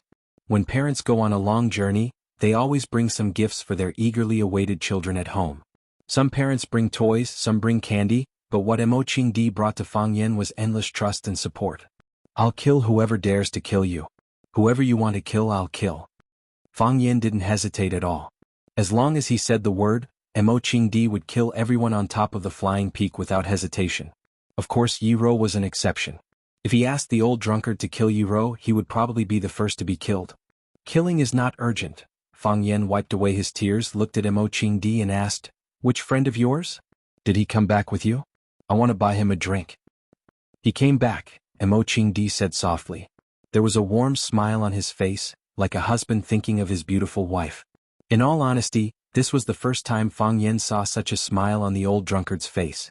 He didn't know why, but he felt a little sour in his heart, a little jealous. As soon as he finished speaking, a white shadow darted across the sky and stopped right in front of Fang Yan. The shadow glared at Fang Yan and the rest of the humans in front of him. This little transparent dog sensed danger and hostility. Fang Yan stared at it with widened eyes and asked, "The friend you were talking about, is it?" "That's it," Mo Qingdi said with absolute certainty. "It's so ugly." Fang Yan was stunned for a long time, then commented, "Pfft." The little transparent dog spat out a bone from its mouth. Pfft. The little transparent dog spat out another bone. Pfft. The little transparent dog spat out a third bone. Fang Yan looked at Mo Qingdi and asked, "What does it mean?" "It's talking to you." Mo Qingdi acted as the communication bridge between Fang Yan and the little transparent dog. "You're the ugly one." Pfft. Yiro couldn't hold it in any longer. Her lips curled up into a sweet and pure smile. Gong Sunqi's mouth twitched, but when he thought that his master and that martial uncle who appeared out of nowhere were still staring at them, he quickly held back his laughter and put on a coffin face as if this joke was not funny at all. Fang Yan stared wide-eyed at Mo Qingdi and said, "Are you kidding me? How does it know what I'm saying?" Puff. The transparent puppy spat at Fang Yan again, but this time there were no bones. Puff. It spat out 2 more mouthfuls. This time Fang Yan really believed it. He bared his teeth at the transparent dog and said, "Stop it. From today on you and I are brothers. Don't worry, I won't despise you for being a dog." Puff. The ice dragon sprayed water at Fang Yan again. "It doesn't agree," Mo Qingdi explained helplessly. "Are you kidding me?" Fang Yan was furious. He never thought that one day he would be despised by a dog. I'm warning you, I don't know what kind of dog you are. Now that you're in Yanjing, do as the Romans do. Do what I tell you to do. Otherwise your life will be, puff, a brown fruit core flew towards Fang Yan's face. Fang Yan tilted his head, and the core flew into a large stone in the distance. The fruit box sank into the inner wall of the stone, and only a small, dark hole could be seen outside. This scene made everyone's heart jump. This strange-looking puppy had only casually spat out a fruit pit, yet it had such great power. If it wanted to hurt people, most people wouldn't be its opponent, right? Gong Sun Chi looked at the transparent dog, then thought about his own martial arts and wondered what his chances of winning were if he were to fight with it. It really hurt his pride. The dragon god looked at the transparent dog in horror and asked aloud, "This is the legendary ice dragon?" "Yes," Mo Qingdi nodded, "it is the ice dragon." The black dragon's eyes flashed, and it looked at the ice dragon like a vulture, full of greed and cruelty. Fang Yan looked at the ice dragon again and asked, "If it is the ice dragon, then your body?" Fang Yan's question hit the nail on the head of Mo Qingdi's hesitation. At that time he was indeed faced with a dilemma. The ice dragon was his savior. If he killed the ice dragon to restore his meridians, then he would be a heartless person. But if he didn't kill the ice dragon, then his meridians would never recover, and he would never be able to leave that land of extreme cold. Later he found the hidden cave behind the ice dragon's mountain, and inside he found the remains of the ice dragon clan that was guarded by the ice dragon. He didn't know what expression he had when he saw the ice sculptures, but he clearly saw the ice dragon's angry roar. The two men confronted each other in the ice cave for a long time, and then the ice dragon launched an attack. They had engaged in a fierce battle, and even the entire cave where the remains were buried had cracked because of it. The avalanche buried the entire mountain where they had lived for a long time. In the end they desperately escaped, and Mo Qingdi completely gave up. Because he knew that he had hurt the ice dragon, and he also knew that he couldn't go back into the ice mountain to steal the remains. He was afraid that the deep cave where they fought had sunk deep into the ground, and it would be impossible for them to see the world again. But the thought that he would live forever in the land of extreme cold, and that his family in Yanjing would be in all kinds of danger, made it difficult for him to sleep. Unexpectedly, the transparent dog seemed to have seen through Mo Qingdi's thoughts. One sleepless night, it used its mouth to pull on the corner of Mo Qingdi's clothes, and pulled him into another cave. In that small cave, there were only 3 bodies of the ice dragon, but each one was several times larger than the one he saw in the big cave. Mo Qingdi looked at the transparent dog's eyes, and understood what he meant. The transparent dog whined a few times and then walked out alone. Mo Qingdi was moved to tears and used a knife to cut open the body of an ice dragon. The medical fanatic Qin Wuxia did not lie to him. The ice dragon's meridians did have the effect of repairing the meridians, because after it entered his body, it melted together with the boiling ice dragon's blood, and then began to repair and open up some of the key areas that were previously injured or blocked. Mo Qingdi slept in the ice cave for 3 days, and then intermittently used the ice dragon's blood according to the method secretly taught by the medical fanatic Qin Wuxia. Every time it was used, it was like a nirvana rebirth, and every nirvana was like being burned in a fire.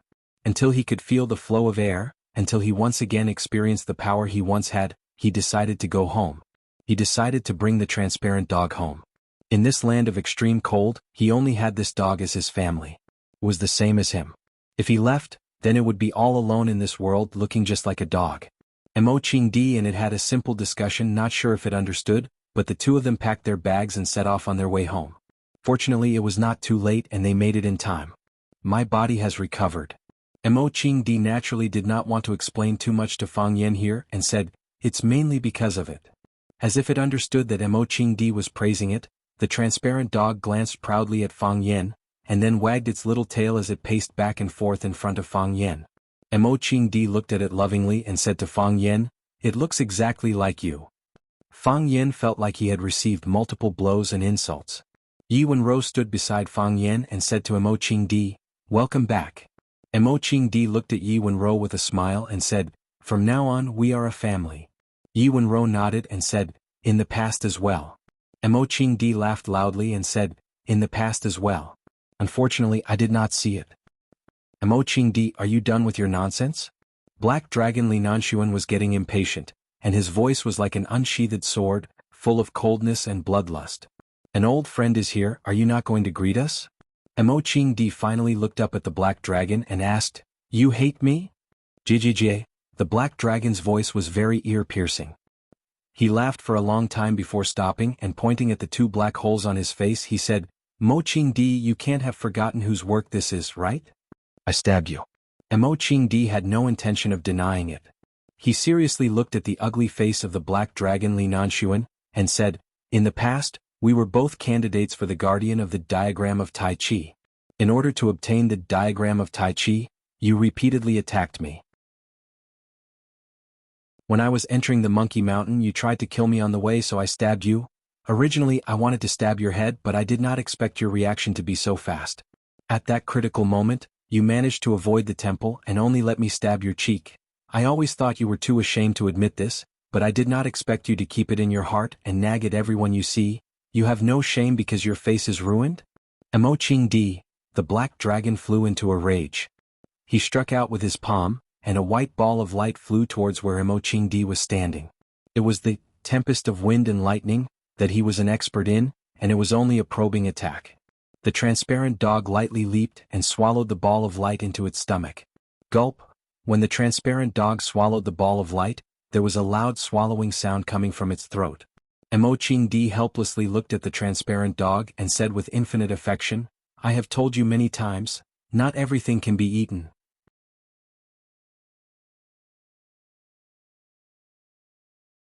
Chapter 847. After the transparent dog ate the stellar energy wind and lightning bringer, it spat out a few mouthfuls of saliva. Every mouthful of saliva emitted a fire-colored gas that rose into the air. After spitting, it cuddled Mo Qingdi's thigh like a playful child. Its tongue was red from the heat and white liquid dripped out from it from time to time. It looked pathetic and adorable at the same time. Everyone was astonished by this scene. As one of the three dragons, Li Nanshuan's strength was unfathomable. Although his attack just now was a probing attack against Mo Qingdi, if Mo Qingdi did not counterattack or neutralize it, the energy contained within the ball of light would have torn him to shreds. Such a powerful primordial chi bullet was swallowed by a dog? The so-called adverse reaction was no more than a few mouthfuls of smoky saliva? Then what realm was this dog's strength? The heavenly Tao realm? Or the divine transformation realm that no one had ever reached above the heavenly Tao realm? Although the ice dragon looked like a dog, it did indeed have the genes of the unattainable divine dragon bloodline in its body. Fang Yin knew that even he could not swallow the black dragon's stellar energy wind and lightning bringer into his stomach. After all, he was not a dog. He had a more ingenious way to deal with it. Fang Yin had an absolute advantage in terms of intelligence over the transparent dog that only knew how to act coquettishly. Mo Qingdi rubbed the transparent dog's head, expressing his sincere consolation. The transparent dog glanced at Fang Yin smugly, meaning, "Look at how likable I am, but you can't." Dark Dragon Li Nanshuan stared at the little transparent dog for a while with a scorching gaze. Then he laughed out loud and said, "Don't underestimate your enemy. I didn't expect you to bring back such a powerful helper from your trip to the land of extreme coldness. Do you want this dog to help you fight in the decisive battle?" Li Nanshuan had no choice but to consider such a problem. If he wanted to kill Mo Qingdi, then he would have to face the combined attack of the man and dog. At that time he would not be able to deal with them. Why not? Mo Qingdi's voice was calm as he spoke. "If you're willing, you can also find a few dogs to help you in the battle. A pack of dogs is fine too." Puff! The little transparent dog blew bubbles at Li Nanshuan. It still bore a grudge against Li Nanshuan for throwing those disgusting things at it. Black Dragon Li Nanshuan was exasperated. He sneered and said, "I haven't seen you for a few years. I wonder if your 'don't underestimate the enemy' skill has improved. Your skin has become much thicker." He was no fool. Even if he found 100 dogs, they still wouldn't be able to fight against the ice dragon by Mo Qingdi's side. If two heavenly Tao realm experts were to fight, wouldn't he become a laughingstock if a bunch of hounds died beneath their feet? Mo Qingdi glanced at the divine dragon and said, "According to your standards, isn't it shameless to use a sword against an opponent who is barehanded?" Black Dragon Li Nanshuan's eyes were filled with murderous intent. He looked at the divine dragon and said, "Junior brother, it seems that they are clearly going to bully us. If that's the case, you and I will join forces and fight them to the death. Back then we were able to defeat them with our swords. Now we can do the same." The divine dragon's face was calm, unaffected by the rapidly changing environment.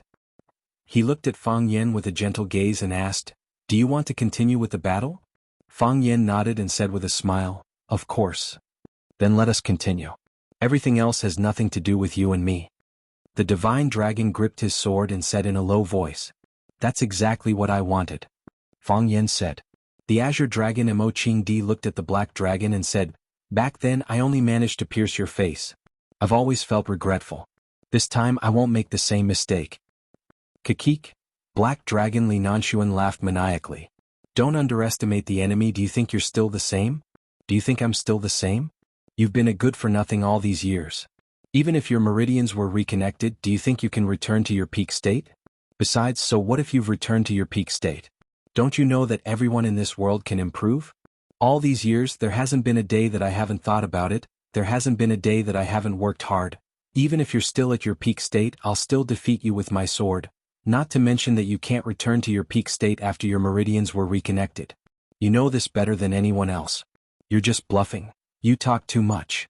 Mo Qingdi grumbled and charged toward the rock that black dragon Li Nanshuan was standing on with his spear. His huge body was like a moving hill. Every step he took crushed the hard rock into powder. Halfway through his run, he leaped high into the air.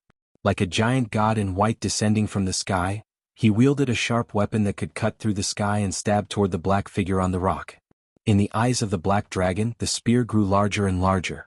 It was as if what Mo Qingdi was holding was not a spear, but a tree so wide that it would take two people to wrap their arms around it. It was a giant pillar that supported the southern heavenly gate. But the sharpness of the spear grew smaller and smaller, until it was as thin as a needle.